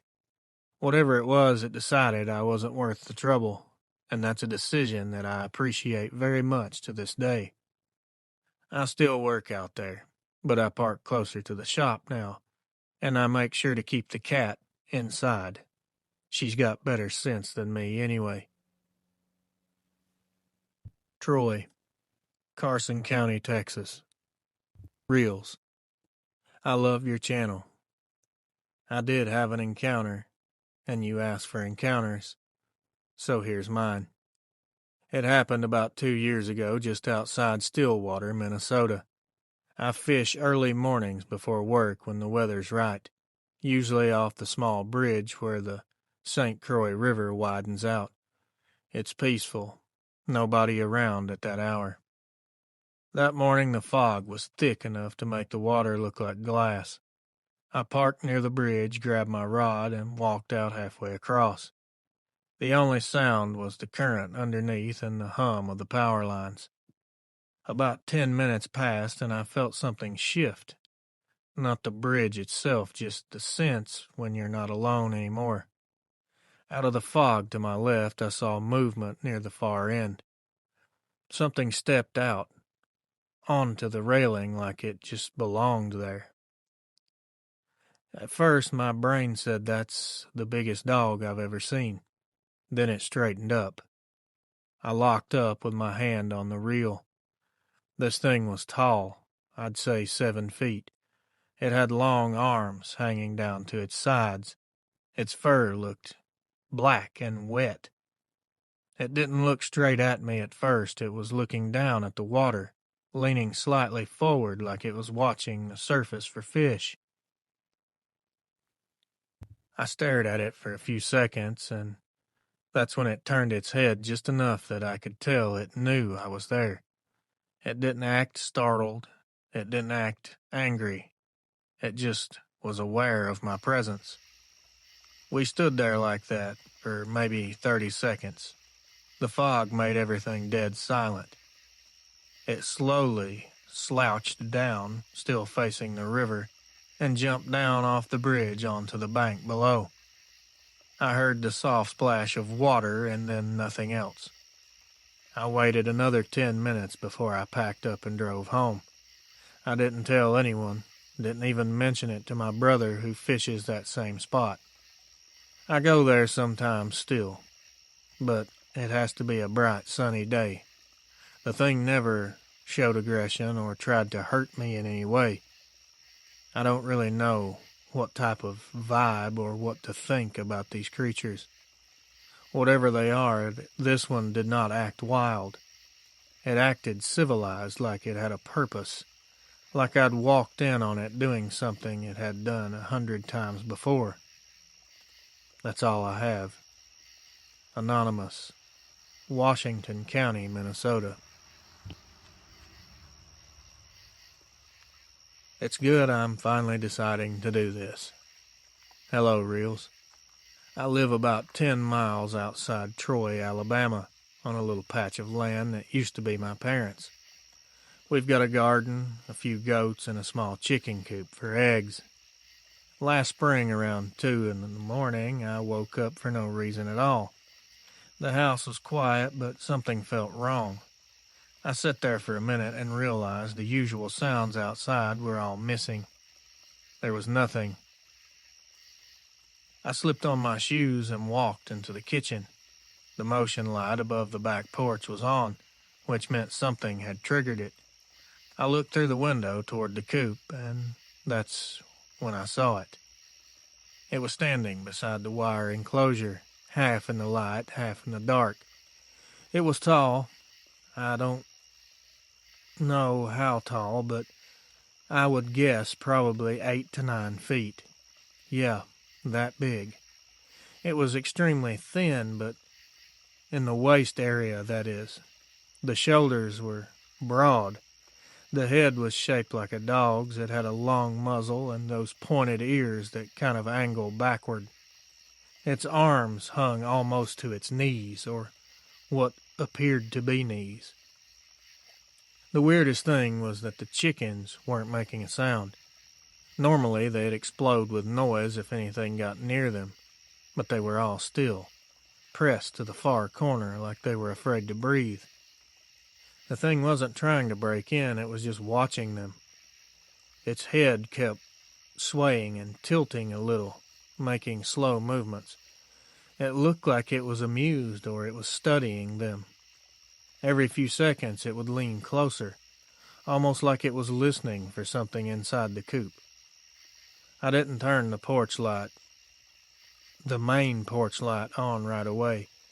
I stood there, frozen, not sure what I was seeing. Finally, I decided to hit the switch, and the brighter light flooded the yard. It looked straight at me through the window. Its eyes were shining a dull yellow. It looked like animal eyes to me. Nothing special or abnormal, just a reflection. We stared at each other for no longer than 2 to 3 seconds, and it turned and took off into the trees. The chickens stayed quiet the rest of the night. I didn't hear a single move out there. The next morning, I went out to the coop. There was no damage. I didn't find any tracks. Everything was exactly how I left it. Buddy, I've lived here my whole life, and I've seen every critter that crawls in these woods. But I've never seen anything that big that could stand like that. This thing wasn't hunting, or it would have devoured the chickens. It was simply observing. It acted like it understood what it was looking at. I don't know about you, but the absolute level of intelligence shown here is mind-boggling and spine-tingling at the same time. Thank you, Deborah, Pike County, Alabama. I'm not even really sure how I should start this. I won't give my name, but I live just outside Nampa, Idaho. I'm 19 now, but this happened when I was 17 in 2023. I wasn't planning on writing in, but I've listened to your show long enough to know that what I saw seems to be a normal occurrence, and a lot more people out there have seen it. I've been thinking about this every night since it happened. It was late summer, hot enough that we'd hang out outside just to get a breeze. My best friend lived one street over, and his backyard backed up to this big drainage field. There's a tall wooden privacy fence separating the neighborhood from it, and behind that fence is just open land and eventually hits a tree line. That night it was me, my friend, and his cousin. We were sitting on the patio around midnight being stupid, sneaking, smoking, joking around, just bored. His parents were asleep inside. His motion light was off, so it was pitch black except for this little Bluetooth speaker we had playing music. Over the music, we heard this thump from the other side of the fence. It wasn't extremely loud, but it was loud enough we heard it clearly. It made us all pause. I remember them turning the music down, and one of them said, "Is that a deer?" That would have made sense, but then came this creak like the sound of wood under massive pressure. We all turned toward the sound at the same time. The top of the fence stands about 7 feet, give or take. We watched one of the panels move slightly like something was pressing against it from the other side. There wasn't any wind, so I couldn't blame it on that. I honestly didn't have any idea what was happening. Out of nowhere, a shape came over the fence, not climbing it, but jumping and clearing it. I'm talking full body, silent, effortless. It landed in the grass without a sound. It was down low, like it was absorbing the impact. The three of us couldn't move. I thought maybe someone's big dog had gotten out. I didn't know what else to think. Your brain thinks weird things when it's under massive pressure. But when it stood up, man, it was no dog. It was standing upright. Narrow waist. The fur was dark enough to blend right in with the night. The shoulders were huge. It was facing slightly away from us, and I remember seeing the muscles in its back move as it straightened up. Not a one of us could say a word. The only sound I could hear was my heartbeat. It turned its head slow and smooth until we could see the profile. It had a head like a wolf. Or you could say a German shepherd, but it was a lot bigger. It looked right at us.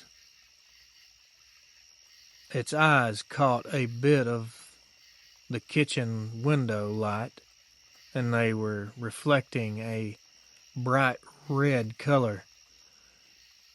This thing didn't even do anything. It just stood there, breathing slowly like it was waiting to see what our reaction was going to be. One of the guys whispered, "Don't move." But the other guy didn't listen. The cousin. By the other guy, I mean the cousin. He jumped up and ran for the sliding door. That sound of his feet scraping across the patio made it turn quickly. I don't mean like an animal. I mean it rotated its upper body toward him, very controlled. I thought that was it. I thought it was about to leap at us, but instead it just stepped back. And then in a single motion it dropped back down to all fours and jumped the fence again, and was gone as fast as it came. We all ran inside, locked the doors. We were loud, and his parents woke up and came down thinking someone had broke in. When we told them what we saw, they looked at each other like we were high or making it up. We weren't. Was this a Dogman, or could it have been something else? I've listened to some of this stuff, but I'm not that well informed, and this is all very confusing to me. I was raised to believe monsters aren't real, but I saw one. I've gone over this in my head 1,000 times. The thing that sticks out the most is how it moved. There was no fear there, no hesitation. It knew that we were human, like it knew exactly what we were, and we were no threat to it at all. Sometimes I wonder if it had been there before we even noticed it. Maybe it had been watching us for a while, waiting for us to go inside, and finally got tired and jumped the fence anyway. I don't sit out at night much anymore. Every time I hear a noise by the fence, my chest gets tight, like it's happening all over again. Canyon County, Idaho. I'm going to include my name, every bit of information I have. You choose what you want to share. I'm too old to care anymore. My name's Harold, and I'm 71. I've lived my whole life in Ashland County, Ohio. The story I'm about to tell you isn't dramatic or filled with screaming or something chasing. It's nothing like that. It's just something that happened a few summers ago that changed how I look at this place I've called home. My property sits at the very end of Miller Road. Gravel turns to dirt. Then it just stops at the edge of the woodlot. It's quiet out here. You can go days without hearing another car. I mow my pasture once a week and keep the edges trimmed where the trees start to creep in. It was late July. The sun was just about gone. The sky was that orange color that fades into blue. I was finishing up mowing when I noticed movement at the trees. It wasn't something moving fast. It was slow enough to make me look twice. At first I thought it was a deer walking the edge of the woods, but then it stopped and stood taller, a lot taller. It stepped out far enough that I could see the outline as clear as day. I don't care what anyone says, I know what I was looking at. This thing was standing upright, very broad across the shoulders and chest. It was the shape of a man, a big man at that, but it was covered head to toe in hair or dark fur. I cut the mower off and just sat there on the tractor seat watching it. The thing didn't move much at first. It was maybe 50 yards away, standing with its arms hanging loose at its sides. Its head was moved in a way that it was trying to figure out what I was or what I was doing. I didn't feel threatened at all. That's the strange part. This looked like a monster, but I wasn't afraid of it. Not right away. We just stared at each other for what felt like a very long time, though it was probably a short minute or less. It moved like it was going to turn toward the woods. That's when the wind carried in this smell. It wasn't rotten or dirty. It was just a heavy, earthy musk, like wet, damp earth and animal hide. Then it did turn real slow and took 3 steps into the trees. I watched it walk away. I watched it disappear without looking back or showing any signs of violence or aggression. I didn't move until the cicadas started up again. It's strange what sticks with you, the human memory. I don't remember fear as much as the weird kind of calm that was there after it left. Like whatever it was, it decided that it wasn't there to do harm. I told my neighbor about it a few days later. Of course, he laughed. I would have too. Said it was probably a black bear. I didn't even try to argue. No sense trying to explain something when you don't fully understand it yourself. That's been 4 years ago now. Every summer I keep the field cut back the same way. Every once in a while, every blue moon, I get that feeling again. When I'm mowing like someone's watching from the edge of the woods. I don't go looking, and nothing else has ever shown itself. Maybe it was warning me to respect its boundary. Maybe it was just curious and heard the mower. Either way, I mow up to that spot every time, stop the tractor, and look toward the trees. I haven't seen it again, but I always nod just in case it's there, watching me. I'd rather keep the peace, if possible. Thank you. Harold G., Ashland County, Ohio. Hey, Real Adventures. I live about 20 minutes east of Allegan, Michigan, and I've hunted and trapped small game in the Allegan State Game Area since I was old enough to carry a .22. You can call me Mark. I'm writing this because what happened in late November of 2013 has constantly had me second-guessing every sound that I ever hear in the woods since it happened. I don't really know exactly what I saw, but I can tell you it wasn't a coyote or any animal that I've ever ran across before. It was the Saturday after Thanksgiving. A couple inches of fresh snow on the ground. I parked off 118th Avenue near the Swan Creek section of the game area. I wasn't doing anything illegal, to make that clear. Just a small pull-off a lot of locals use.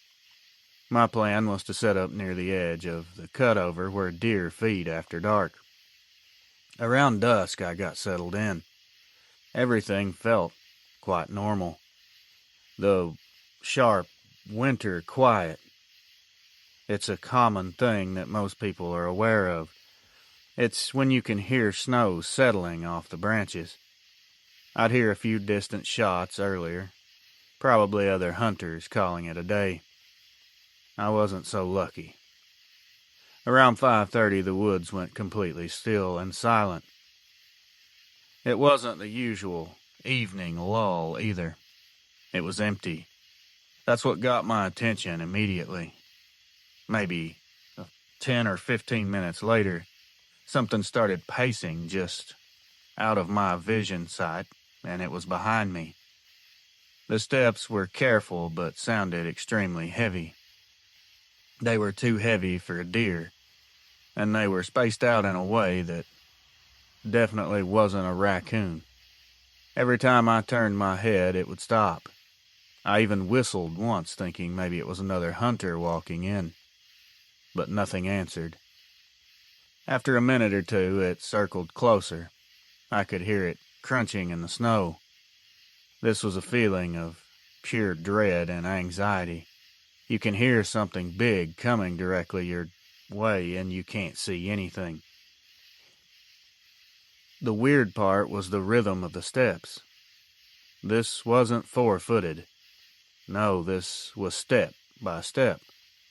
I could clearly tell it was like a person trying to sneak in, but wearing heavy hunting boots. It sounded just like another hunter. I called out, trying to get anyone's attention. When I flicked my light back there, I caught a quick reflection. I saw a set of eyes. They were bright yellowish white, and they were extremely, disturbingly high off the ground. I saw them blink once, and whatever it was went sideways and disappeared behind a tree. The beam caught the bark on the tree and something dark against it. It moved too fast for me to be able to tell exactly what it was. I know what normal deer eyes look like at night. They glow greenish or sometimes a pale blue. This wasn't either of those. The color was more like a car headlight reflecting off of something amber, maybe glass. I stood there a long minute trying to tell myself it was an owl on a branch or some kind of trick of the light. Then I heard this thing exhale. That was the only way I can describe what I heard. It was just a big, fast rush of air. And I know people are going to say deer can sometimes do that when they blow at you, but this was not the same. This was like a deep breath forced through something's teeth. It froze me solid. I backed up toward the field edge, keeping the light pointed where I'd last seen those eyes. About halfway to the clearing, something heavy crashed once into the snow, then stopped. It sounded like something may have jumped or stomped. When I reached my truck, the forest went quiet again. There was no pursuit, no sounds at all, actually. I sat in the cab of my truck for about 10 minutes before I started it. I dropped the keys twice, and when I finally pulled out, my headlights hit the trees. And there, between two of them, I saw what looked like a shape leaning out. It was something that appeared to be watching me. I could see big shoulders. I could see a long muzzle. It couldn't have been shadows. There's just no way. I could have been imagining it, I suppose, but the angle of the head was definitely wrong for a deer. The size was off. And the eyes hit those lights from the truck, and it was the same color and the same height as before. I didn't stop to check. I left and drove straight home. And me, I'm like everyone else. I know how all this sounds. I don't expect anyone to believe it. Hell, I actually expect them not to. Maybe this was a prank. Maybe a big dog had learned to stand in a weird way in the dark. But I've hunted Michigan woods my whole life. Nothing else has ever moved like that, or made me feel like I was prey. I thought you might want to share this. Take it for what it's worth. M.R. Michigan. Hey, Reels. I'm going to be writing this email under my initials, KM, because I still work for the same maintenance company that covers several highway rest areas up north. The one I'm talking about is off Highway 64 just south of Manton, Michigan, near the Wexford County line. If you've stopped there before, you know this area. 2 picnic pavilions, vending machines, and a short paved trail that loops around the trees behind the bathrooms. I work overnights. My shift starts at 10 p.m. and runs until 6 in the morning. That's a lot of cleaning, a lot of refilling paper, emptying trash, and checking the cameras when something triggers the motion alerts. Normally, it's mostly truckers, teenagers, or sometimes deer. Last March, something else triggered, and it still gives me the creeps when I think about it. It was around 2:30-ish a.m. I was inside mopping the tile near the vending machines when the motion alarm beeped on the monitor. The screen cycles through 4 cameras: parking lot, picnic area, trail entrance, and the back fence. On the trail feed, I saw what I first thought was a person walking along the blacktop. Tall, long strides and arms hanging loose to the side. I was jumpy but not overly concerned, so I stepped outside to remind whoever it was that the trail closed after dark. But when I got out there, I felt this strange feeling, and I couldn't hear anything. It was dead quiet. I couldn't hear footsteps, and usually the gravel crunches even from the sidewalk. I walked halfway down the trail sign, shining my flashlight between the trees. I caught a glint of something, maybe 20 or 30 feet ahead, and it was pale yellow. I could see him swaying like whoever it was leaning or breathing. I called out again. When I took another step forward, I heard this low growl that didn't sound like a person or a dog, obviously. It came from deep in something's chest, like a diesel idling. I backed up and went back inside. I wasn't about to get mauled by someone's off-leash dog or possibly worse. Once inside, I watched the screen again. Whatever it was had definitely moved a bit closer to the trailhead.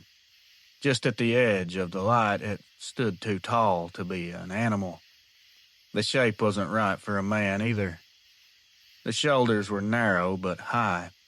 The head had a forward lean like a wolf sniffing the air. The camera's low quality, but I could see the outline of this creature shifting. It was definitely standing tall. After a few seconds, the motion alert shut off. Nothing moved or any other camera. I waited 5 minutes to grab my radio and called the state police post in Cadillac. They said they'd send a patrol car to swing by and check it out. By the time the trooper got there, it was probably 20 minutes later. That thing was gone. He walked the trail with me, and about halfway in, his light hit some strange prints in the leaves and mud right along the pavement's edge.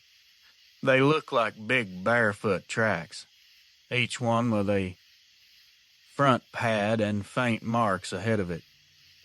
I can't be sure, but it definitely looked like claws or nails to me, like they had barely touched the ground. The officer said it must have been a bear, but even he didn't sound too convinced. We followed them until they veered off into some thick woods and were gone. There was no trash cans tipped over, no food wrappers. There was nothing disturbed to point towards a bear being in the area. What completely caved my head in was what happened the next week. I was back on shift, different night, same time, and the trail camera glitched. It froze on one frame for a few seconds before completely cutting out. When I replayed the footage later, the timestamp showed 2:38 a.m. And for just 2 frames before the freeze, you can see this blurred shape moving between the trees. Its shoulders looked like they were hunched and chest was thick. It had one arm bent like a person mid-step, but the eyes reflecting straight into the lens, even though the camera is 10 feet off the ground. You tell me what's that tall. Our tech guy said it was compression artifacting. Maybe, but I've seen all types of animals and people on that camera for years, and nothing I've ever seen looked like that. Now, I wasn't allowed to copy the footage for some odd reason. I guess some kind of company policy thing, I'm not sure. I don't tell this around work anymore. Nobody wants to hear about monsters when they're grabbing coffee at 3 in the morning. I'll just say this, that rest area still gives me a feeling when I pull in alone. It's not fear exactly.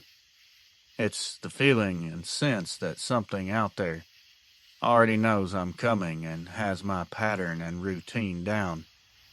If I see anything else, I'll let you know.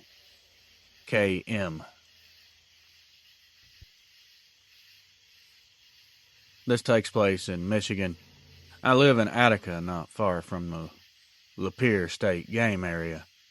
I've been bow hunting there, and in those woods every October for about 15 years now. I usually keep to myself. I set up early and I don't wander too far from familiar ground. The evening this took place was the second week of October in 2019. It was oddly a warm day. It was a silent afternoon, and it usually makes for a good hunt. I parked off Pratt Road near a cutover where the pines meet a patch of older oak. There's a narrow 2-track that runs maybe a third of a mile back, and that's where I hung my climbing stand. Around 6 in the evening, I was settled about 18 feet up a straight oak. The woods were quiet, but not in a bad way, just still air before the sun sets. I remember a couple of woodpeckers working the deadfall and a squirrel fussing at something down the ridge. Everything was normal until it wasn't. A few minutes before dark, I started noticing a pattern of sound behind me. It sounded like something moving through the leaves, but I could not tell exactly what it was. It was loud. It sounded like a person, so obviously another hunter came to mind. I thought someone maybe poaching was sneaking in there late. I coughed loud on purpose and shifted on the stand to make some noise. But whoever it was didn't seem to take notice or call out or answer. The sound drifted a bit, and it was slow, I raised my flashlight and swept it across the undergrowth. For maybe half a second, I caught a flicker of something. I can't really tell at that point what it was, but it definitely did not look like a deer, which is what I was after. It was about as high as my shoulders, even though I was in the tree. Before I could focus, it was gone. I stayed still, thinking maybe it was something in the trees. A few seconds later came a weird sound. It sounded like a dog sneezing or something of the sort. It was a sound through its nose. It was lower and heavier. That's when I felt this feeling that wasn't fear. It was something else, something stronger. I would call it dread. I decided to sit and wait it out as long as I could, but once it got dark, there's no way. I packed my gear and climbed down slow. When I got to the ground, I hit the same area with my light again. I had that feeling. It was strong. I'd say 10 yards back. I could see these weird marks where something had ripped the bark off of a pine. Now, it could have been anything. I didn't see any gouges to imitate claw marks or anything like that. But fresh bark was ripped off the tree. It was about a foot wide and a foot tall, just a big chunk. The sap was still wet. I've never been scared or jumpy in the woods, even at night. But I can tell you I didn't take my time getting back to the road. I did a quick look around the clearing once I got out. There was nothing moving, but that feeling was still very strong. It was starting to weigh on me. I felt kind of dizzy and sick to my stomach. I'm not sure if that was from being nervous or scared. Now, I will hunt. It never broke me that bad. But I definitely moved my stand to the other side of the ridge. I won't hunt there. I don't know if that was a bear. I guess it could have been. It was definitely big enough. A bear, though, I would suspect would have grunted or just kept moving. Most of the time, they will stay as far away from human scent as they can get. But this watched me. It waited. It left marks high up on a tree. It was far enough I myself don't think a bear could have reached it, even a big one. I'm sure everyone's familiar with all the Dogman lore wrapped around this state. I didn't take much stock in it, not until that happened. What I know for sure is that night something in those woods had me in its sights, and it wasn't a deer. Michigan. Hello. My name is Greg.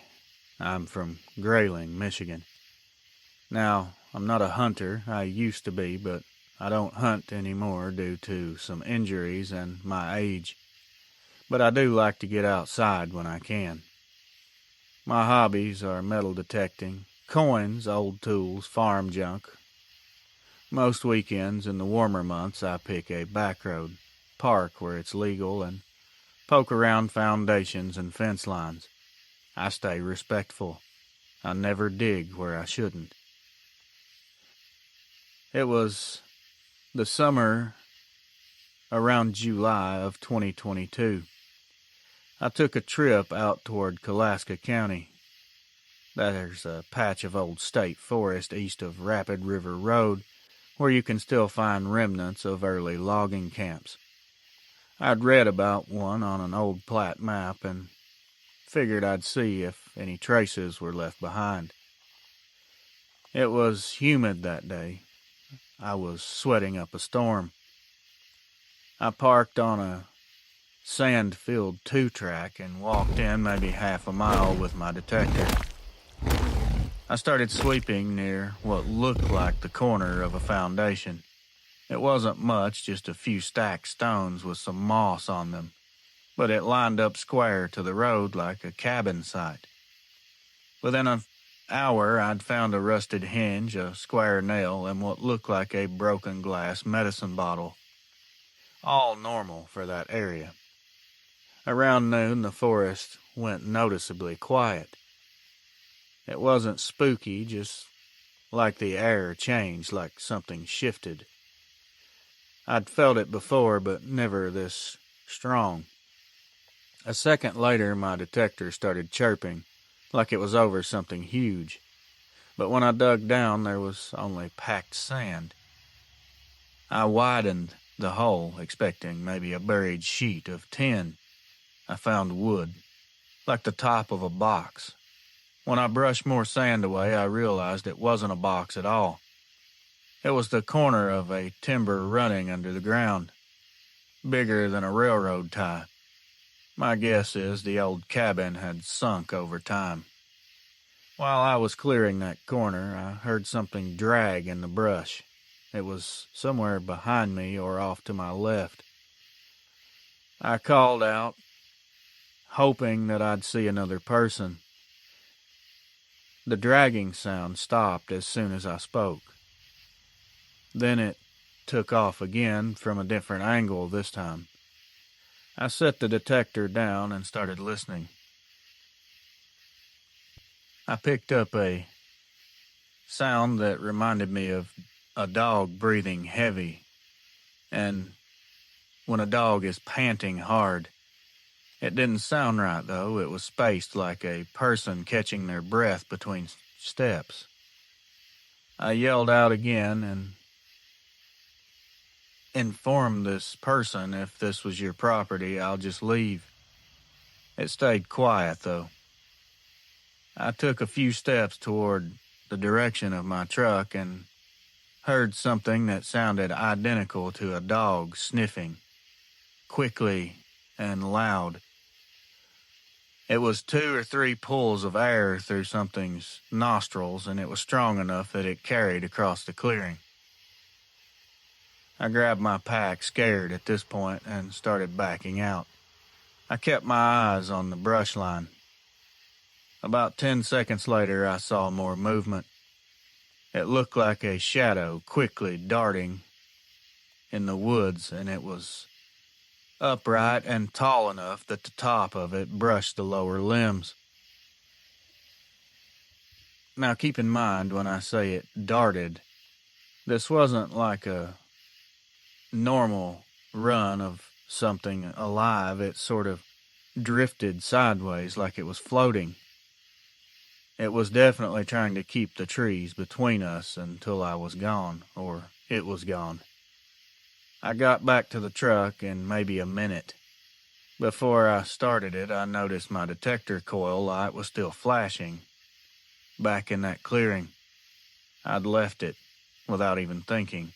It was sitting upright, leaning against the hole that I'd dug out. I know I dropped it flat when I walked off. I do remember that after thinking on it. The next weekend, I went back with my cousin. That hole was filled in neatly, like someone had packed or tamped it down. The ground was level, and there was no sign I'd even dug there. He thought I was kidding until he found my old shovel mark on the log where I'd propped it. I've detected for 20 years now. I've found a lot of weird stuff. I've found live rounds. I've even found bones and old toys. But I've never had a day like that. Whatever that was breathing out there like a huge dog didn't want me digging any deeper for some reason, or that's the feeling I get. Maybe it was a bear. Maybe something older still lives near that foundation. On the weekends, sometimes I'll go out looking. But I haven't been back in that area. I'm not saying I wouldn't go, I just haven't had the urge to go back out there. The woods out there, though, they do feel occupied in a way that I can't explain. Could this have been a Dogman? You tell me. Greg. Please don't use my name, Reels. And I am so glad to hear from you, and even more glad to hear you say you're going to use my encounter. I'll be listening intently, waiting for it. I know you'll do a good job. You always do. I live near Coldwater, Michigan. It's off old US 12. It's a small trailer park, maybe 30 units total. Mostly families, a few retirees. I've been there 8 years with my son, who's 12 now. I'm not an outdoors person. I don't hunt or hike or anything of the sort. So I never thought I'd be writing something like this. But I don't have another way to explain what we've been hearing and seeing around here lately. It started October of last year, if I'm not mistaken. The nights were getting colder, I remember that, and I'd started letting our cat out before bed so he could wander a bit. Around 10 at night one evening, I heard him growl from the porch. Everyone knows that low, deep sound that cats make when they're warning something to stay away. When I opened the door, he shot inside like he'd been kicked. I stepped out thinking maybe there was a raccoon under the skirting, but the yard was empty and quiet. Normally you could hear the highway a half-mile off or crickets or something. That night there was nothing. I stood there a few seconds listening, and I heard something walking in the gravel behind the trailer. I thought it was my neighbor's boyfriend who sometimes cuts through the lots. He drinks a little at times and just wanders in places where he shouldn't be. The steps stopped, then I heard what sounded like something sharp, maybe nails or claws, tapping once against the metal siding. It was just a single click, like someone tapping, just a slow, intentional tap on the metal. I backed up, locked the door, and that was it for the night. 2 nights later, my son woke up around 2 in the morning. He said someone was outside of his window. I thought he just had a nightmare, but when I went in his room, I could hear it. There was something breathing, and I could hear it through that thin trailer glass. The window was covered by a curtain, so I pulled it back and there was nothing visible, except there was this faint outline of moisture slowly evaporating where something warm had been standing close, or breathing on the glass. The next morning I walked around the trailer. I didn't find anything, no sign of anyone walking through the grass, and the grass was wet from the dew. There would have been some sort of semblance of someone's presence, or grass would be pushed down. You would have found something, not to mention the ground back there is soft clay. Anything walking would have left marks, something.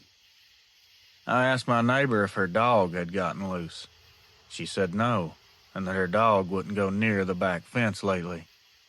Said it keeps staring at the woods behind the dumpster lot and growling at nothing. About a week later, we had one more incident. I was on the couch watching TV around midnight when the security light on the pole clicked on. It's motion activated, and it's as bright as a spotlight. I looked out the kitchen window, expecting to see someone walking their dog, but the light was just bouncing off of fog. Right before it shut off again, I saw a shape standing beside the fence. It was tall, and I mean 7 to 8 feet. Its shoulders appeared to be sloped in this weird hunchback way. Its head was leaned forward, and it was like it was watching the trailers out of the tops of its eyes. The light went off and didn't come back on again. I just tried my best to ignore it. I was so scared I didn't want to admit that I'd just seen that thing. I was telling myself it was a person in a hoodie. It had to be. But when the Snow came that December. The cat wouldn't go outside at all anymore. He'd sit by the door and stare, his tail puffed and slowly wagging. He was definitely acting like something was out there, and it was something that he didn't like. I haven't seen anything since, but I have a feeling that that's not the end of it. Outside, occasionally, there'll be that same silence and some heavy feelings, but I haven't seen it. It'll pass after a few minutes, and the normal night sounds will come back. I'll be honest, when I first reached out to you, I did not think you would use this, being as I never really saw it clearly. I personally think it was a Dogman, but I guess it could be some other cryptid. I don't really know how I feel about it. I don't know if I even believe it myself. But I saw something. There was something definitely out there. Again, thanks for reading this. Hello, legend. My name is Henry, and I guess I'd be considered one of your older listeners. I'm 71. I retired from the Postal Service, but I grew up in Stone County, Arkansas, not far from the White River. Now, I would never normally associate or contact, especially any programs like yours, but I have been listening for a while, and why not? I did see something, so why not share it? Before I forget more of it, what I'm about to tell you happened in June of 1974, back when my brother and I thought we were real outdoorsmen. We had set us up a little weekend camp on a sandbar near Guyon, where the river bends slow enough to fish at night. We'd taken an old canvas tent, a couple of lanterns, and a john boat with a small outboard that barely ran. Our parents knew, of course, where we were. It was different times back then. The first night was normal. We cooked bream over the fire, listened to a few whippoorwills, and swatted mosquitoes the size of nickels. Around midnight, we heard something slap the water upriver like a beaver tail, but it was definitely much louder. We didn't think much of it. You hear all kinds of strange sounds out in the woods at night. On the second night, the air was a lot more still. The mosquitoes and bugs had disappeared. There was no frogs. You could just hear the current against the gravel. My brother, his name was Earl, was finding and fiddling with the lantern mantle when he said, "Hey, Henry, look across." On the opposite bank, I would say maybe 25 to 30 yards across, a shape was standing where the moon hit the gravel bar. It looked just like a man standing there in hip waders. This thing crouched down and scooped a handful of water up in its hands and drank it. I knew right then and there it wasn't an animal for sure. Animals don't have human hands. I also, at that moment, realized whatever it wasn't wearing clothes. The light caught hair along the shoulders and ears standing high on the head. We both froze, and I remember a smell. It just blew in out of nowhere, and it smelled like river mud and wet fur. It carried right across the water. The thing turned its head towards us and just stared. It stopped moving when it saw us. Earl, being more brave than smart, reached for the lantern and held it up like a signal. That must have caught its eyes because we saw the reflection. They were bright red. It stood all the way up, then taller than any man I'd ever seen, and it took one step into the river. The current there is knee-deep on a person, waist-deep in the channel. This thing walked through it like it wasn't even there. Each step sent out little white ripples under the moonlight. When it was about halfway across, we both snapped out of it. Earl grabbed the .22 rifle we kept for snakes, and I screamed, "Please don't shoot. Do not make this thing mad." I still don't know why I said that. What other option did we have? It was headed right for us. I just knew that a .22 was not going to hurt something of this size. It stopped midstream and just stood there. I can remember seeing the water running around its legs. Its legs up top around the thigh were the size of fence posts. It gave out a grunting sound. I could feel it in my chest. For some reason, it turned back toward the far bank and shot off into the willows like a puff of smoke. We heard absolutely nothing after that. We quickly packed up and rode across to look for prints the next morning. There were some impressions in the sand, kind of shaped like a person's foot, but other than that, you couldn't really tell much about them. Not that we could see, anyway. We were pretty young, so looking back, there may have been more clues that we missed. We never told anyone.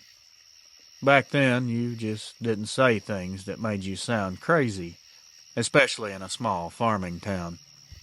I myself married, raised some kids. I carried mail for 30 years, and I only mentioned this once, to Earl, a few weeks before he passed away. He told me he still could see it when he shut his eyes. Especially towards the end of his life, he talked about it a little more. Maybe it was some sort of mirage or some kind of illusion from the light pouring through the trees. Or it was some animal that I couldn't identify from being young and scared. But I have hunted, I've fished, I've trapped game half my life. I know what I saw come across that river wasn't any animal that belongs out there. 50 years later, I still remember the feeling of that thing looking at us. I think it was deciding if we belong there. And I think it showed us mercy because we were young. I don't have any other explanation for why it just walked away. It was big enough that we would have stood no chance. I appreciate your time. Henry, Batesville, Arkansas. The name's Cal Ritter. Use it. I could care less. What's someone gonna do with a name? I'm from southeast Iowa, born and raised on a corn and soybean farm outside of Bloomfield. I'm not a young pup these days. I'm pushing 60. But the night I'm writing about happened when I was 18 back in August of '82. I've kept this mostly to myself. I've told my wife a few times, mostly because it still doesn't sound right even to me. I'm always looking for other opinions to maybe put some ease to my mind. That summer it was hot and dry, not much rain. Dad had me checking the irrigation rig that ran off a diesel pump down in the middle of one of our bigger fields. It was about 80 acres of tall corn. I'd drive the old Chevy out there around 10 each night, make sure the hose pressure stayed up, and refill the tank. Very simple job. On the night I'm speaking of, there was no wind at all. It was a sticky kind of stillness in the air like a thunderstorm was coming, but it wasn't. I had the truck parked at the edge of the rows with the headlights aimed down the turn lane so I could see while I worked. Crickets, frogs, everything was humming like normal. Halfway through topping the diesel, it all went silent. I noticed the hair on my arms stand up, though it I thought it was lightning about to strike. I waited, but there wasn't a cloud flashing anywhere. It was clear. The air felt muffled. I shut the pump off so I could hear better. From somewhere inside the rows came a rustling, like something walking slowly, the corn leaves brushing one at a time. I hollered, thinking it was one of our dogs. As soon as I screamed out, it stopped dead in its tracks.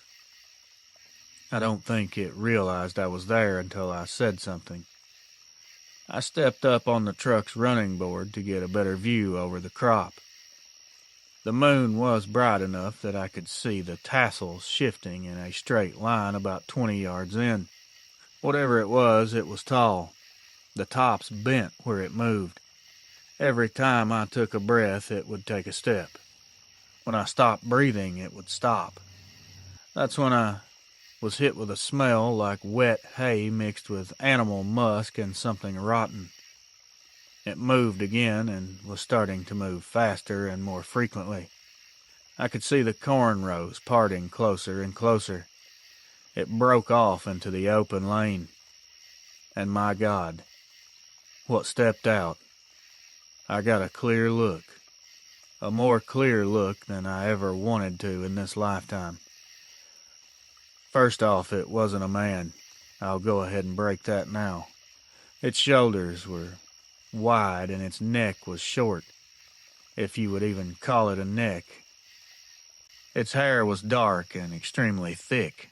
It covered everything but the snout, and even that had whiskers like a boar. Its eyes were yellow in the truck's lights, and it lifted its head and let out a sound that was a mixture between a bark and a growl. I didn't stick around. I jumped in the truck and took off. The whole truck rocked once, like something had slammed into the bed. I was starting to drive a lot faster than I should have been, but I was terrified. I felt like I was about to lose my life to something I didn't even know what it was. All I could think was werewolf because that's what it looked like. I ran over a lot of stalks of corn on the way. When I reached the road, I looked in the mirror and saw it standing where I'd been, right in the lane, on two legs, watching me go, like it was bidding me a good riddance and stay out type of vibe. The next morning, I told Dad and took him out there. Nothing was torn up.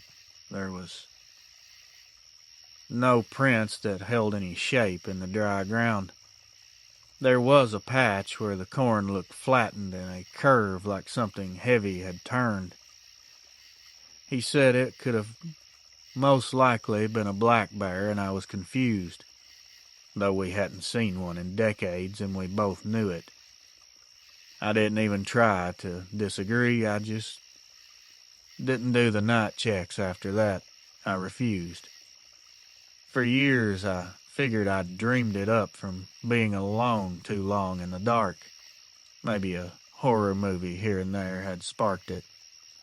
But even now, when the fields get tall in late summer and the air goes still before a storm, I can almost see and hear those rows of corn moving again. It's definitely something that I'll never be able to forget. And if you see one, you'll understand what I mean. Cal Ritter, Bloomfield, Iowa. Let's go back to the late summer of 1987. Just refer to me as Mac for privacy reasons.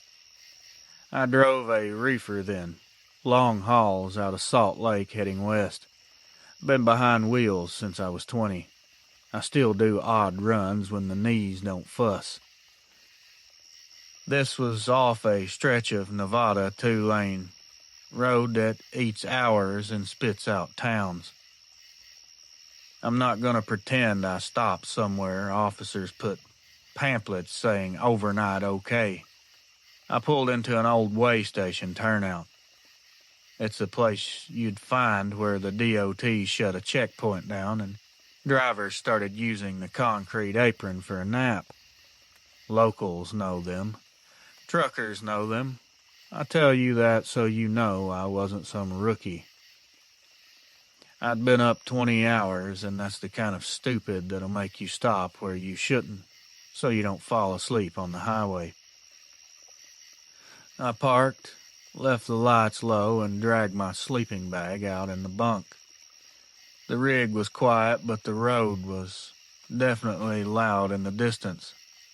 I slept maybe an hour, tops. I woke to a sound, and it wasn't the road. It wasn't coyotes. It was something like a metal, hydronic thump, like a hand on the side of the trailer.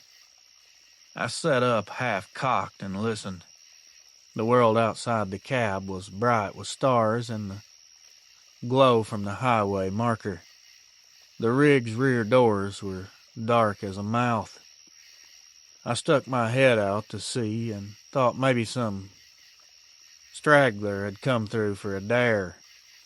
There was nothing.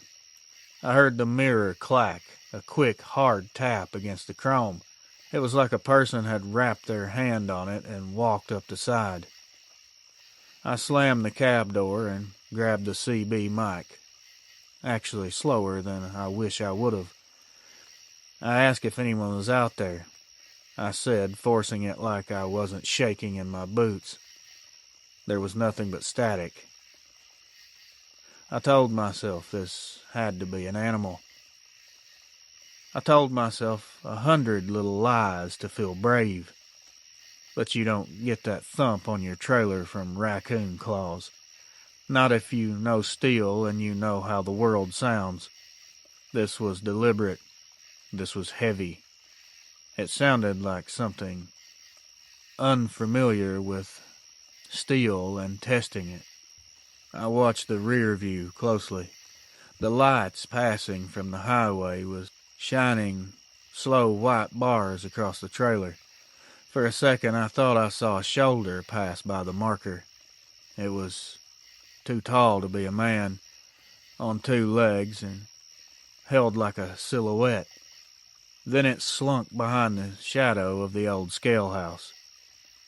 I did what the smart part of me said.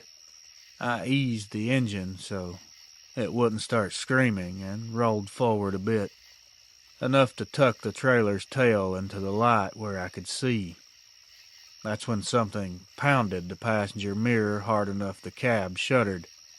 The mirror swung and slapped. I hear that now in my head.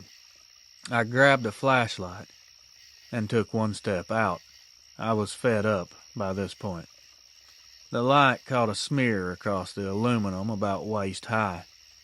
It wasn't mud so much as dark grease that had been dragged around. There were two prints in the dirt by the trailer's rear.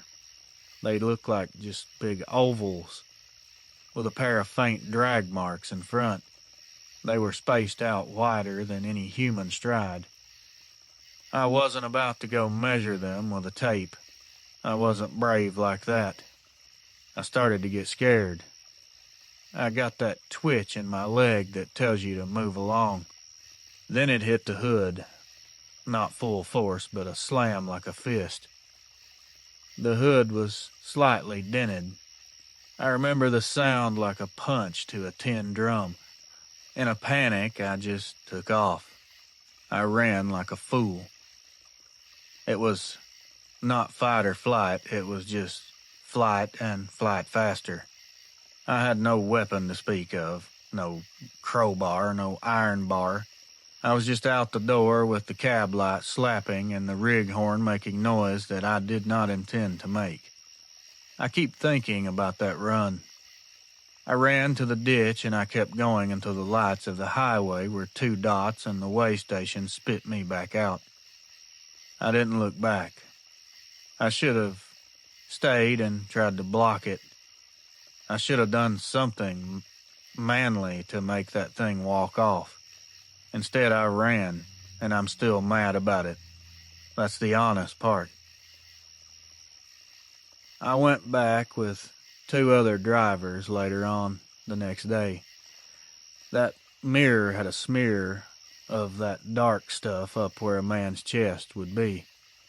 The aluminum had some scrape marks like someone tried to brace themselves. The dirt beside the trailer was trampled, just flattened out. It looked like a cattle trail in one spot. There were these weird marks that favored drag marks, but they were just lines leading off into the sagebrush. There was no real tracks farther than 50 feet. It was just gone.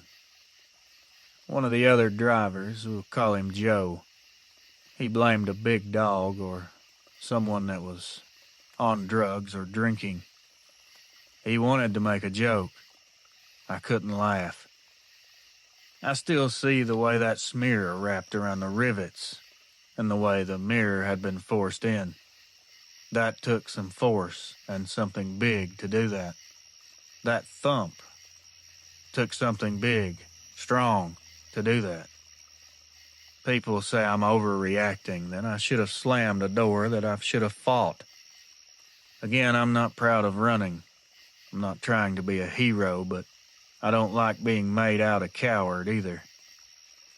I tell this now because every time I drive on the road at night and I pass that old stretch, I look at that apron and I know what sits there at night.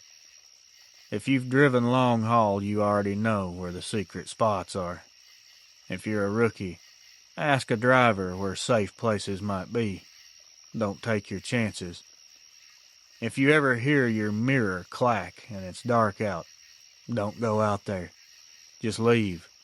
Not because I said so, but because the part of me that got left behind at that old scale still wishes I'd stayed, even as foolish as that sounds. Don't be like me. Mac. Me and my husband were living up in Ashe County near the Virginia line in 1993. Folks around here just call it the high country.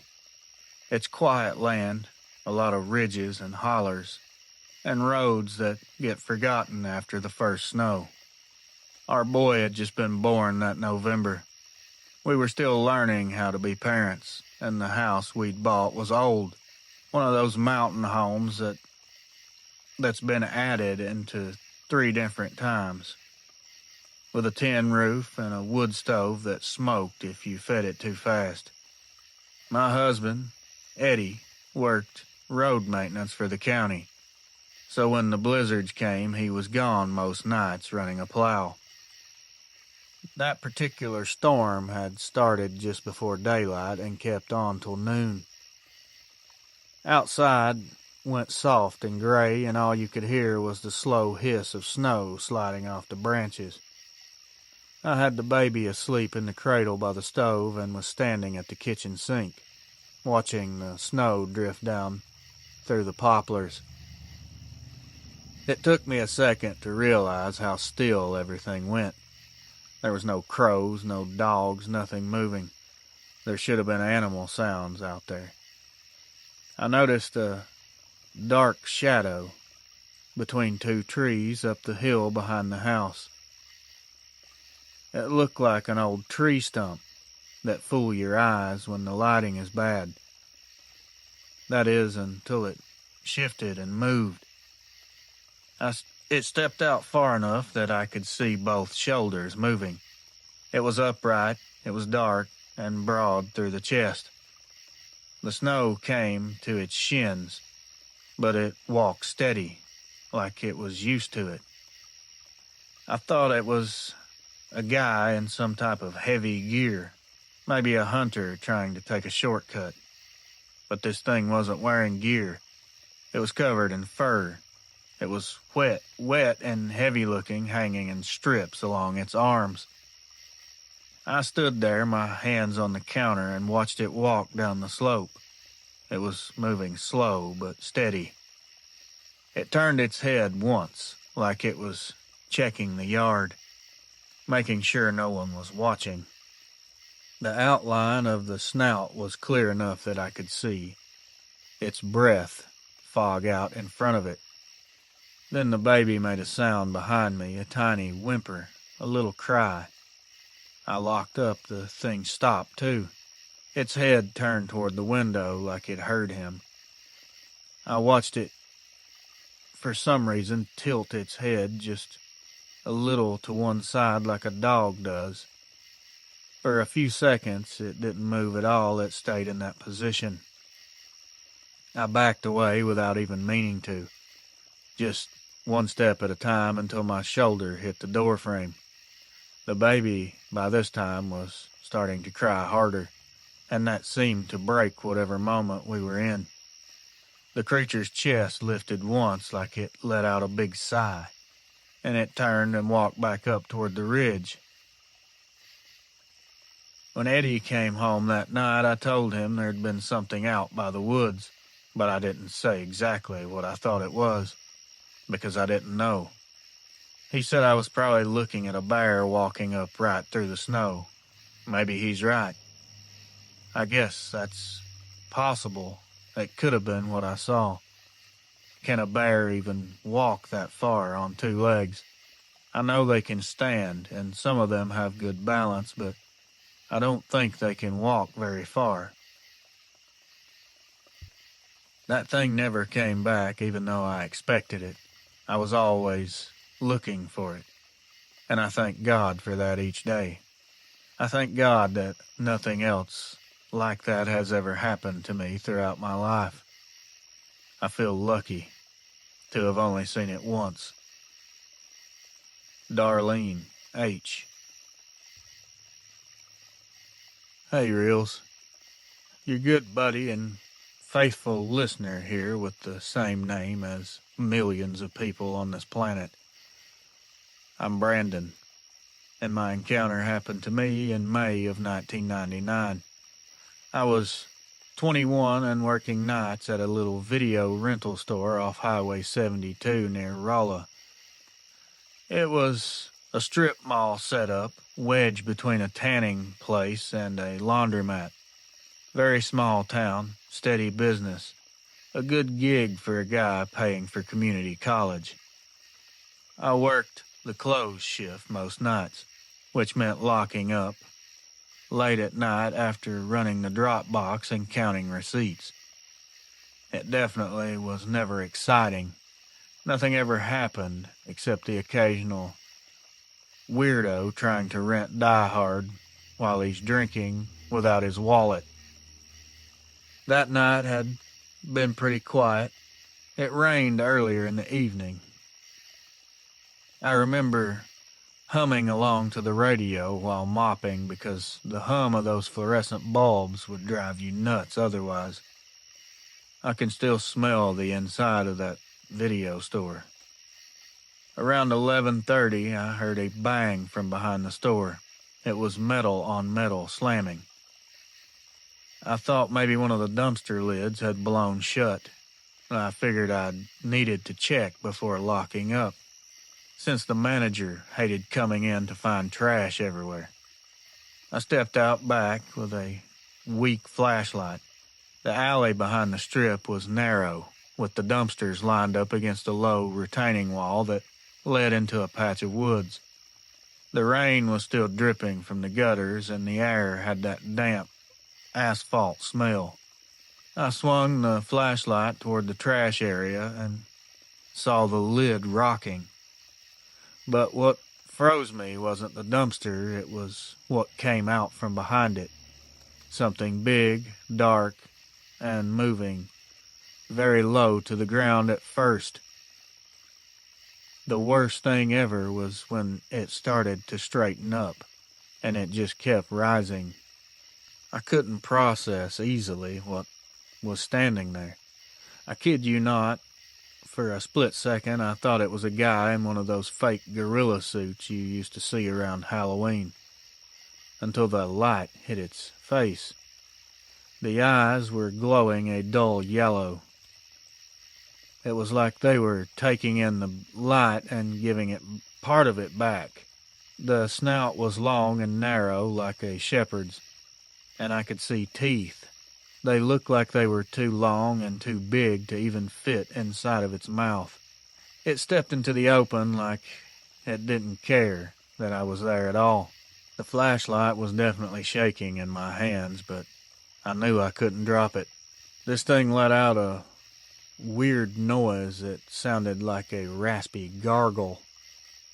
I wanted to move, to run, but the only exit was back through the store, and it was between me and the door. It turned its head like it was sizing me up. It took a small step in my direction. The only thing I could think to do was start yelling. So I did, loud, shaky, and whatever came out of my throat, if you would call it yelling. It's like my body was shutting down. I've never felt fear quite like that. It's a very strange feeling that will change you. It flinched, just barely. It pivoted on its heels and walked off toward the trees. And when I say walked off, this thing walked off with the confidence that it knew I wasn't going to follow it. I stood there long enough for my legs to start shaking. When I finally got back inside and locked up, turned off all the lights, I just sat on the floor behind the counter. And I won't lie, I cried. And I sit there, locked in that store, until the next morning. The next day my boss came in. I told him somebody was prowling around the back. He looked at me, kind of concerned. He went back there and said he didn't see anything. Told me I was getting scared for no reason. I quit a week later. If he would have believed me and maybe talked more about it and tried to figure it out, I would have stayed.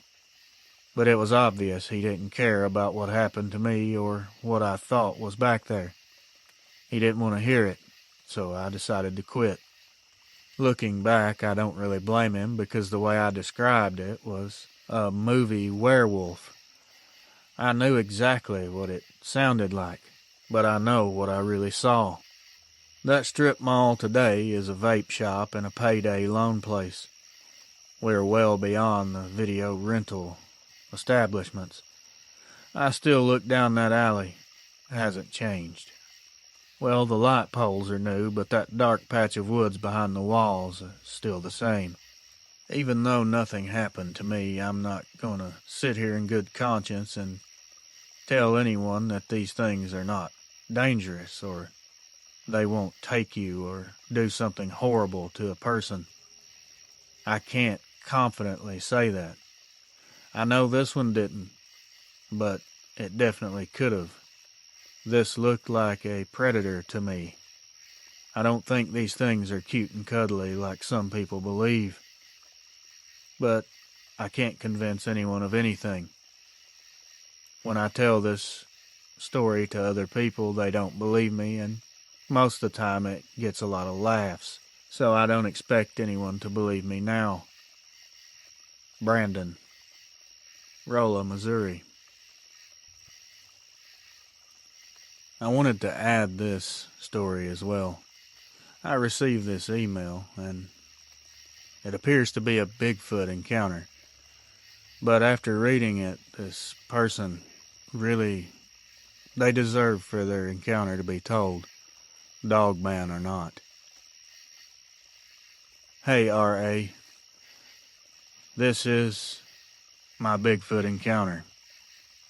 It was late May or early June of 2022, around lunchtime on a weekday. I had been in a head-on collision with a semi on 3/17/2022, so I had ended up with multiple broken bones. I had broken my left arm, right hip, right ankle, and had 5 broken ribs and a fractured breastplate. By the time this encounter happened, the worst of the pain was gone, and my ribs and breastplate had mostly healed, and my ankle was healed. I refused to have any pain medication once I left the hospital, as I had been addicted to pain pills years prior, and I had been clean for just shy of 3 years at that point in time. I didn't want anything to ruin that for me. Since I'd be home and had ibuprofen, I could take for the pain, or simply deal with it depending on how bad it got. Anyways, prior to this, I lived on the back of my four-wheeler, always out riding trails, mudding or exploring, or just spending time with my son. But this day in particular, it was midday on a weekday, and my son had been spending time with family.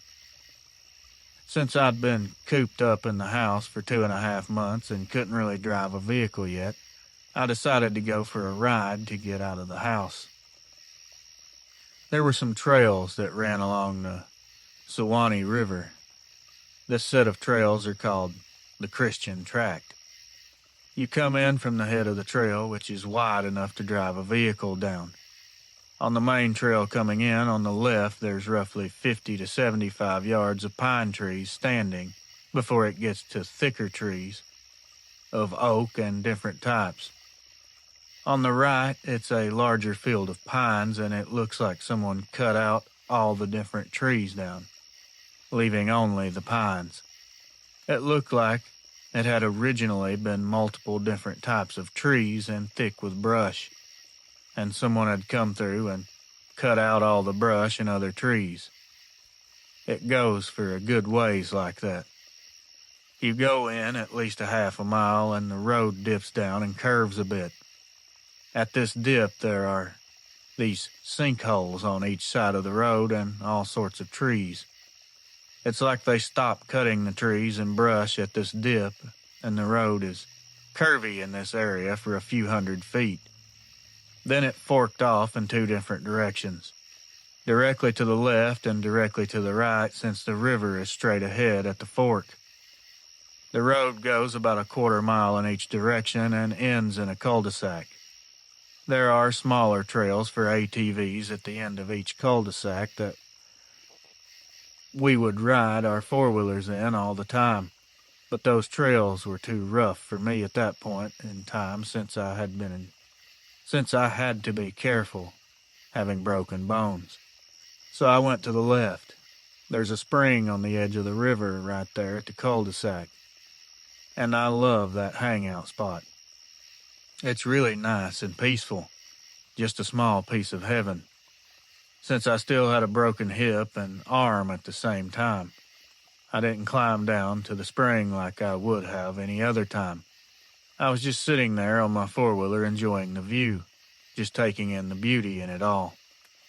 I was just clearing my head, really, getting some fresh air and sunshine. Nobody else was out there at the time, since it was around lunchtime on a weekday, when most people are usually at work.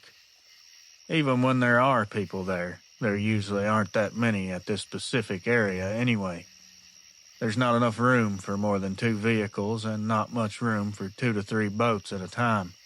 And the spring right there isn't very big at all, like the size of a large hot tub. I had been to this place many times, 20, 30 times prior, and always felt comfortable and safe. But this day in particular, I just got this feeling like something was seriously wrong. It gave me chills, and that's when I noticed that all the noises from the woods had gone quiet. I was looking around to see if I could see anything, but I didn't see anything. I got on my four-wheeler and started heading back home, since I'd already been out for a few hours and was getting sore from riding with a broken hip and arm. I didn't want to overdo it. The trail was bumpy, so that didn't help much. I wasn't going very fast at all, maybe 15 miles per hour, when I just so happened to hear something behind me. I looked back over my right shoulder, and that's when I saw it. It was maybe 10, 15 feet away on my right. I heard it breaking limbs, and I could hear it grunting. I'm assuming it was a young male, since it was clearly a male. It was maybe 7 feet tall. It didn't look like it was fully mature or fully grown yet, as it wasn't as big as some claim they are. It looked malnourished to a degree, with rustic brown hair all over. I didn't notice if its head was cone-shaped or not. just that it kept up with me even after I sped up to about 40 to 45. When I looked back and saw it, it was like, oh crap, I gotta get out of here. I sped up. I instantly knew what it was. Then I made it back to the main part of the trail, and when I looked back, I couldn't see it anymore. So I don't know where it went from there. There are a lot of old farms in my area. Cornfields, hayfields, cow fields, and farmers plant whatever else. I do know some of the farmers do farm swaps, which I don't know how common that is. Some of the farmers that have cows will move their cows from one property to an entirely different property down the road instead of moving their cows to another part of their own field that's sectioned off, even though there are different sections to their own fields. So it may be so that the skunk apes / Bigfoot don't get too used to where the cows are and start trying to take them, but I'm just speculating. I had always believed that Bigfoot existed, though I hadn't seen one prior to that. I stayed with my aunt a lot as a kid before she had kids of her own, and since she lived way out in the country with woods on 3 sides of her house, she'd put me and my sister in bed with her. There were windows on each side of her bed, and I was one of those kids that would lay in bed talking all night fighting sleep. My aunt always told me that if I didn't lay there and be quiet and go to sleep, George would come get me. George was a Bigfoot that lived out in the woods on her property. I didn't believe her, but I really wanted to see George more than anything as a kid. The hurricanes that came through last year had made those trails hard to navigate, and the trails to the left were closed off. My son had gone back there and went to the right on my four-wheeler a few months ago. There wasn't anyone else out there, and he said that on the way back, he noticed a stack of rocks by the fork that wasn't there on his way in. There hadn't been anyone else there at the time, and he was sure they weren't there on his way in, as he had to swerve to miss them. He would have had to go around them. In the fall of 2021, my son was at our driveway waiting on the bus. I had already left for work, and while he was standing there waiting, he was whistling a tune. He said that something had whistled back at him, and it sounded like it was really close. Close enough he should have seen it, but he didn't see anything.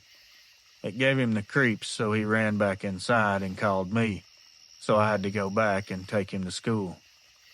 That afternoon, when he got on the school bus to come home, a kid that lives right down the road, maybe 1/16 or 1/8 of a mile away, said that when he went to his driveway to wait for the bus, he could see what looked like this really tall, dark figure walking down the road in the direction of our house. Of course, it was dark, and he couldn't make out details. It was just a large, dark figure, bigger than any man he'd ever seen, and it was built like a linebacker, but far bigger. That's all that I have. Thank you. Your channel is amazing. I'm not a fan of typing long things, so I'm not going to horse around with this. I live outside Pikeville, Kentucky. Back in the spring of 2020, when everybody was locked down and the world felt like it stopped, me and my 2 best friends, C and L, started clearing some new trails on C's family land. We couldn't go anywhere. We were laid off work, so we figured we'd spend some time riding the ATVs and cutting some new paths through the back ridge. Now, mind you, this place is some pretty thick woods. It's mostly oak and poplar, and half of it hadn't been touched in years. We'd ride up with gas cans and chainsaws and spend the day sweating, cutting brush, and dragging limbs. It was just something to do, so we didn't go crazy sitting at home. One evening, near the end of April, we were working later than usual. The light was starting to fade, the gray time when the hills swallow the sun before it's dark anywhere else. The three of us were finishing a curve where the trail bends around a small field. I had the shovel, C was on the saw, and L was up on the ridge pulling loose branches. The very first thing that happened was this crash up on the ridge. Loud, heavy, like a tree trunk hitting dirt. Then came another sound a lot closer, a deep popping noise from something stepping hard on dry branches. I looked up, expecting to see a deer run through, but it wasn't running. It was coming down the ridge fast. The brush started thrashing, and whatever it was stopped right at the edge of the field, and we could see it. It was standing upright, tall, lean, covered in dark, wet-looking fur that clumped around the shoulders and neck. The chest was broad. The arms were long enough that it had hands that hung below the waist. The face was stretched forward like a wolf's, but the eyes were set like a person's. It looked at us the way a man looks at something he's about to grab. Then it slammed its hand against a dead tree beside it. The whole trunk split halfway up and fell over like kindling. The sound hit harder than a gunshot. It dropped into a half-crouch, head low, shoulders rolling forward, teeth showing. I swear it looked ready to spring on us. Nobody made any rash, quick movements. We all just looked at each other and we knew. Back up. Don't run. We all started stepping toward the ATVs. The thing growled again, short, sharp, like it came from its chest. When C turned the key and started the four-wheeler, the sound seemed to set it off again. It stomped really hard on the ground one time and threw its head back and made this awful, clipped bark, almost like a warning. We didn't wait to figure out what came next. C gunned it. I jumped on behind him and L took off right after. We hit the main path so fast I nearly fell off the back. When we reached the clearing by the barn, we just sat there for a minute with the engine still running. Nobody wanted to be the first to say it out loud. Finally, L spoke up. "What the hell did we just see?" C shook his head and said, "I have no idea. But it's definitely not a bear, which a bear is the only thing that could be that big. Did you see how that thing broke that tree?" Of course, our conversations continued like this for a while. I mean, what are you supposed to think? The biggest predator in this area would be a black bear, and there's just no way. I couldn't stop thinking about what we'd seen. I got on the computer and typed every word I could think of. Upright wolf, Kentucky. Creature walking like a man. Wolf, face. Creature standing up. That's when I found pages talking about Dogman encounters. Most of what I read sounded crazy, but the drawings and descriptions, those were dead on. The more I looked, the more I read, the more I heard, the more I realized how many people had seen the same thing, all across the country. Most of them said it happened in places where new houses or roads were being cut into deep woods. I did make that connection. It made sense to me, and it still does. We were back there tearing up ground and probably ground that hadn't been touched in decades. Maybe it was just defending its space. Now, we stayed out of there. Well, that section of the ridge, anyway. The trail's still unfinished, and I imagine it will never be finished. C keeps saying we should sell the land off before someone else sees what we did. I don't know what good that would do. These things aren't stuck in one holler. If we just keep pushing farther into their woods, people, it's just going to keep pushing them out closer to us.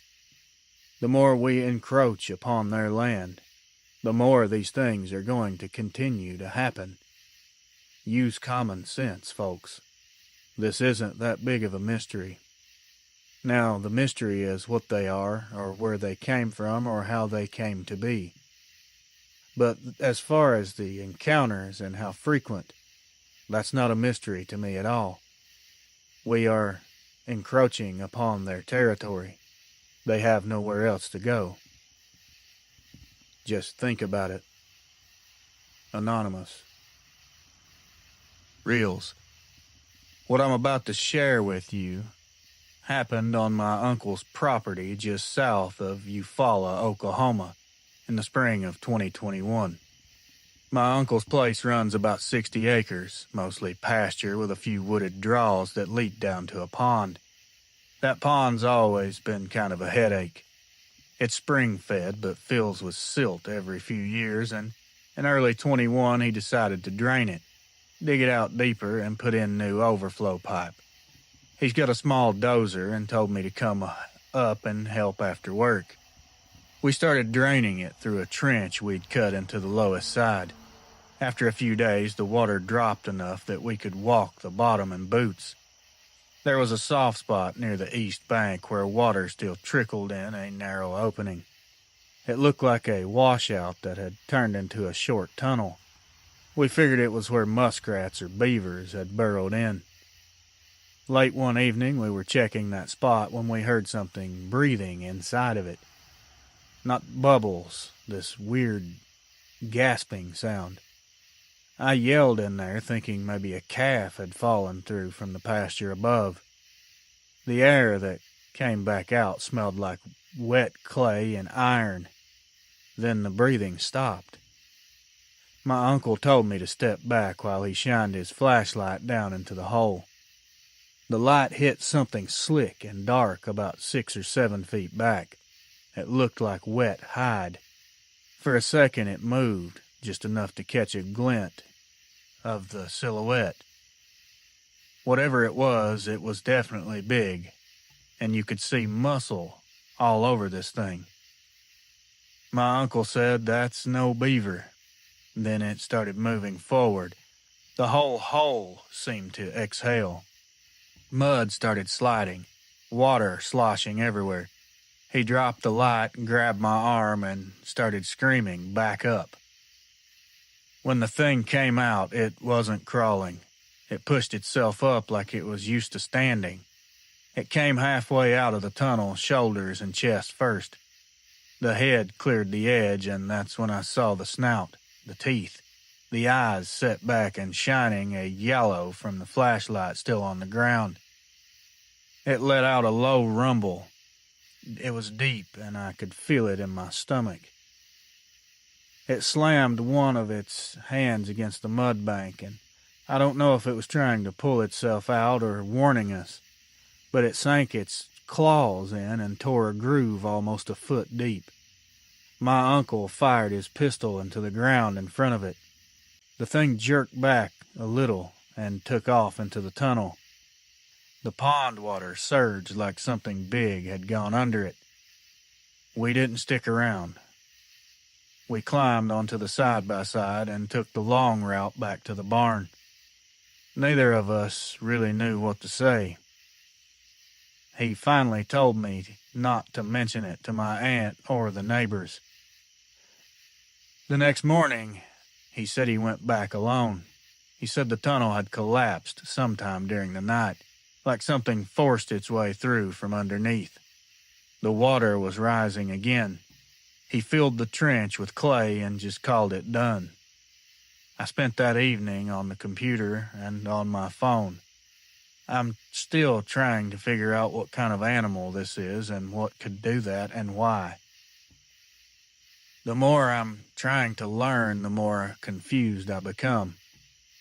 There's so many people talking about these walking wolves, especially around this part of Oklahoma.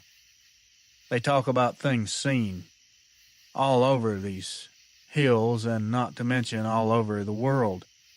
Every description I hear, most of them anyway, matched what we saw. I'm not saying that thing was for certain a Dogman. All I know is what it wasn't, and it wasn't supposed to be there. We've still got that pond, but nobody fishes it or goes around it anymore. It's just sitting there. Anonymous. Eufaula, Oklahoma. Hey, bud. Just call me T. I was born and raised in Michigan, and I've got a story that still gets me roasted every deer season by my friends. They call me Bigfoot's electrician, which is not nearly as funny to me as it is to them. It was October 2022. I work for an electrical contractor that does line maintenance and storm repair. It's not really exciting, but mostly clearing brush and keeping lines open for consumers' energy. This work is work where you'll get muddy, sunburned, and a bit of mosquito bites. Actually, bit by every mosquito in the state. Anyway, we kept getting trouble reports on a section that runs along an old power line cut behind some hunting land. Every couple weeks, same pole, same line down. No storm damage, no rot, just the whole pole yanked sideways, like something leaned on it or just grabbed it and shifted it. I kept telling my foreman it had to be the soil shifting. He said then quit complaining and fix the dirt. So one afternoon, it's just me and another guy that we'll call R. We were finishing a replacement job out there. It was late. The sun was going down, the air was cooling off. I was already daydreaming about dinner and trying to remember if I had any clean socks left at home. R is up in the bucket, bolting the cross arm, and I'm on the ground rolling some wire. Out of nowhere, he goes, "Man, something's moving down there." I look where he's pointing, and sure enough, there's movement in the brush, maybe 50, 60 yards away, just off the cut. I told him it's probably just a deer to calm down, which is hilarious, because if I'd just shut up, we could have gone home pretending it was. Instead, I had to walk toward it like I knew what I was doing. The grass was pretty high, and you could hear whatever it was moving. I took about 3 steps closer, and this thing stood up. I don't mean it popped up, I mean this thing rose to an extremely ridiculous height. One motion, smooth as a person getting out of a chair, only it just kept going until the top of its head cleared the brush by a few feet. It was shaped like a man, but something else. Its shoulders were broader, its legs were too bent. The head was longer, and the ears looked like a German shepherd's. The eyes were a bronze shine. R yelled something I can't repeat on here, and I won't. He started dropping the bucket before I could even move. I backed away slowly, trying not to trip over the wire roll. The thing stepped out into the open and looked right at us. It grabbed the down line like it wanted to test it out. I swear on my paycheck it gave the pole a shove and the whole thing creaked. That was all I needed to see. I yelled up, "Start the truck." And R started the truck. We left that job site looking like a NASCAR pit stop. We hit pavement, and he said, "You gonna tell the boss?" I said, "No way," because the boss already thinks I'm lazy. He doesn't need to think I'm crazy along with it. Later that night, over a couple beers, we looked up wolves on our phones and did the math. I found a forum about Dogman sightings in Michigan. Now, I'd heard about these things before, but very little. I used to not pay very much attention to any kind of ghost or booger stories. I just about spit my drink when I saw Baldwin listed as a hot spot. That is where this happened, very close.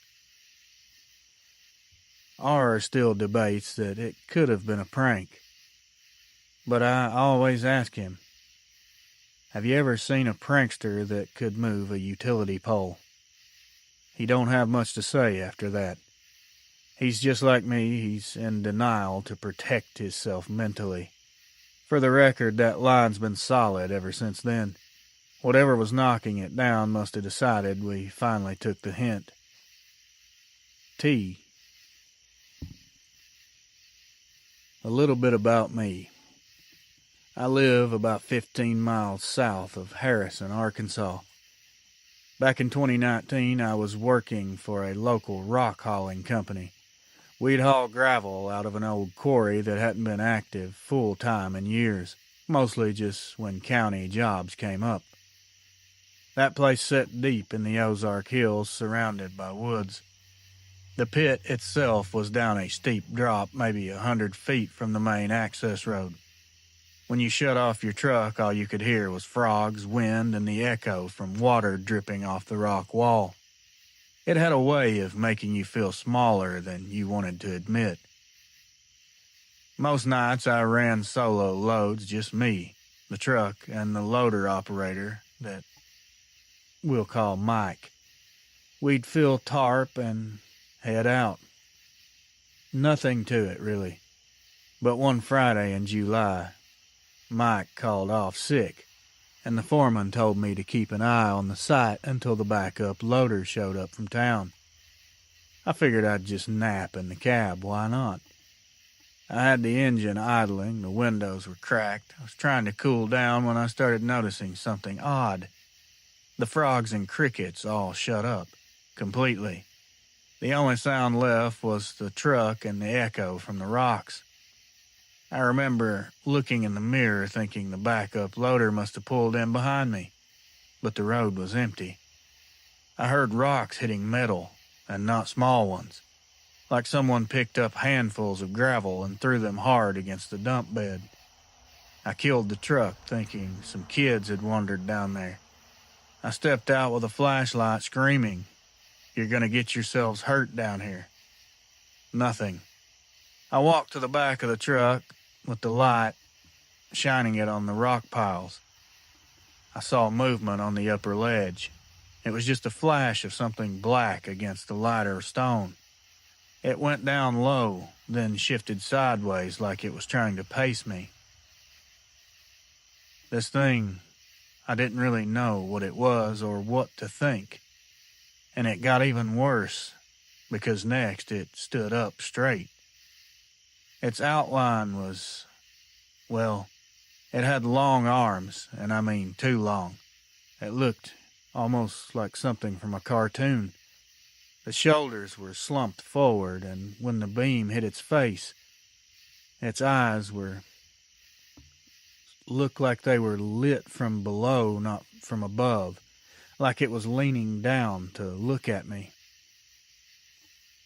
I froze up, and it wasn't from fear. It was more like my brain just was struggling to put this thing into a category where it would fit. It dropped down to all fours and came down the ledge faster than anything I've ever seen physically move. I ran for the truck, got in and started it and buried the throttle. In the mirror I could see the light hitting the gravel road. It was upright again. Its chest was heaving, I could see it. It was flashing its teeth like it was snarling, but I didn't hear any sounds. I threw the truck in gear and took off up the road. There was gravel flying everywhere, but I didn't let off until I made it out of there to the highway. The foreman chewed my out the next morning for leaving without the backup loader, but I don't care. I didn't go back there until daylight, and even then, I brought another guy with me, and we were armed. There were all types of drag marks in the gravel along the bottom of the slope, and they were deep ones. It looked to me like it was made by something very strong, very heavy, and had very sharp claws. The guy said it was just runoff from the rain that night, but I know what I saw, damn it. I've been all over these hills all my life. I've had all types of close calls and encounters with dangerous wildlife, but whatever the hell that thing was, it wasn't any of them. Every now and then, when I'm on a late haul and the radio gets quiet, I still start thinking about that night, that thing and what it was, what it wanted, where it came from. I can hear the gravel hitting the metal, the way that thing stood there watching me. If you ever find yourself in a situation like this, staring at one of these things, just leave if you can. The mental damage it does by seeing it is bad enough. I don't even want to imagine what the physical damage would be if it got close enough to grab you. Anonymous. Real adventures. I've only told this story to my wife and to my son. The reason I'm writing it down is because I still can't sleep much, especially when the wind shifts a certain way at night. It's been 10 years, but I can still see it like it was yesterday. My name's Gerald. I'm 67 now. I used to work nights as a track inspector for the railroad down near Livingston, Tennessee.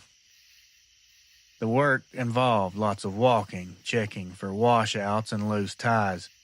I'd park my truck near the siding and walk the stretch with a light and my tool bag. Most nights it was peaceful. In early November of 2015, I was covering a section that runs along the edge of the river valley. It's quiet down there. Thick woods, steep drop-offs, and no cell signal to speak of.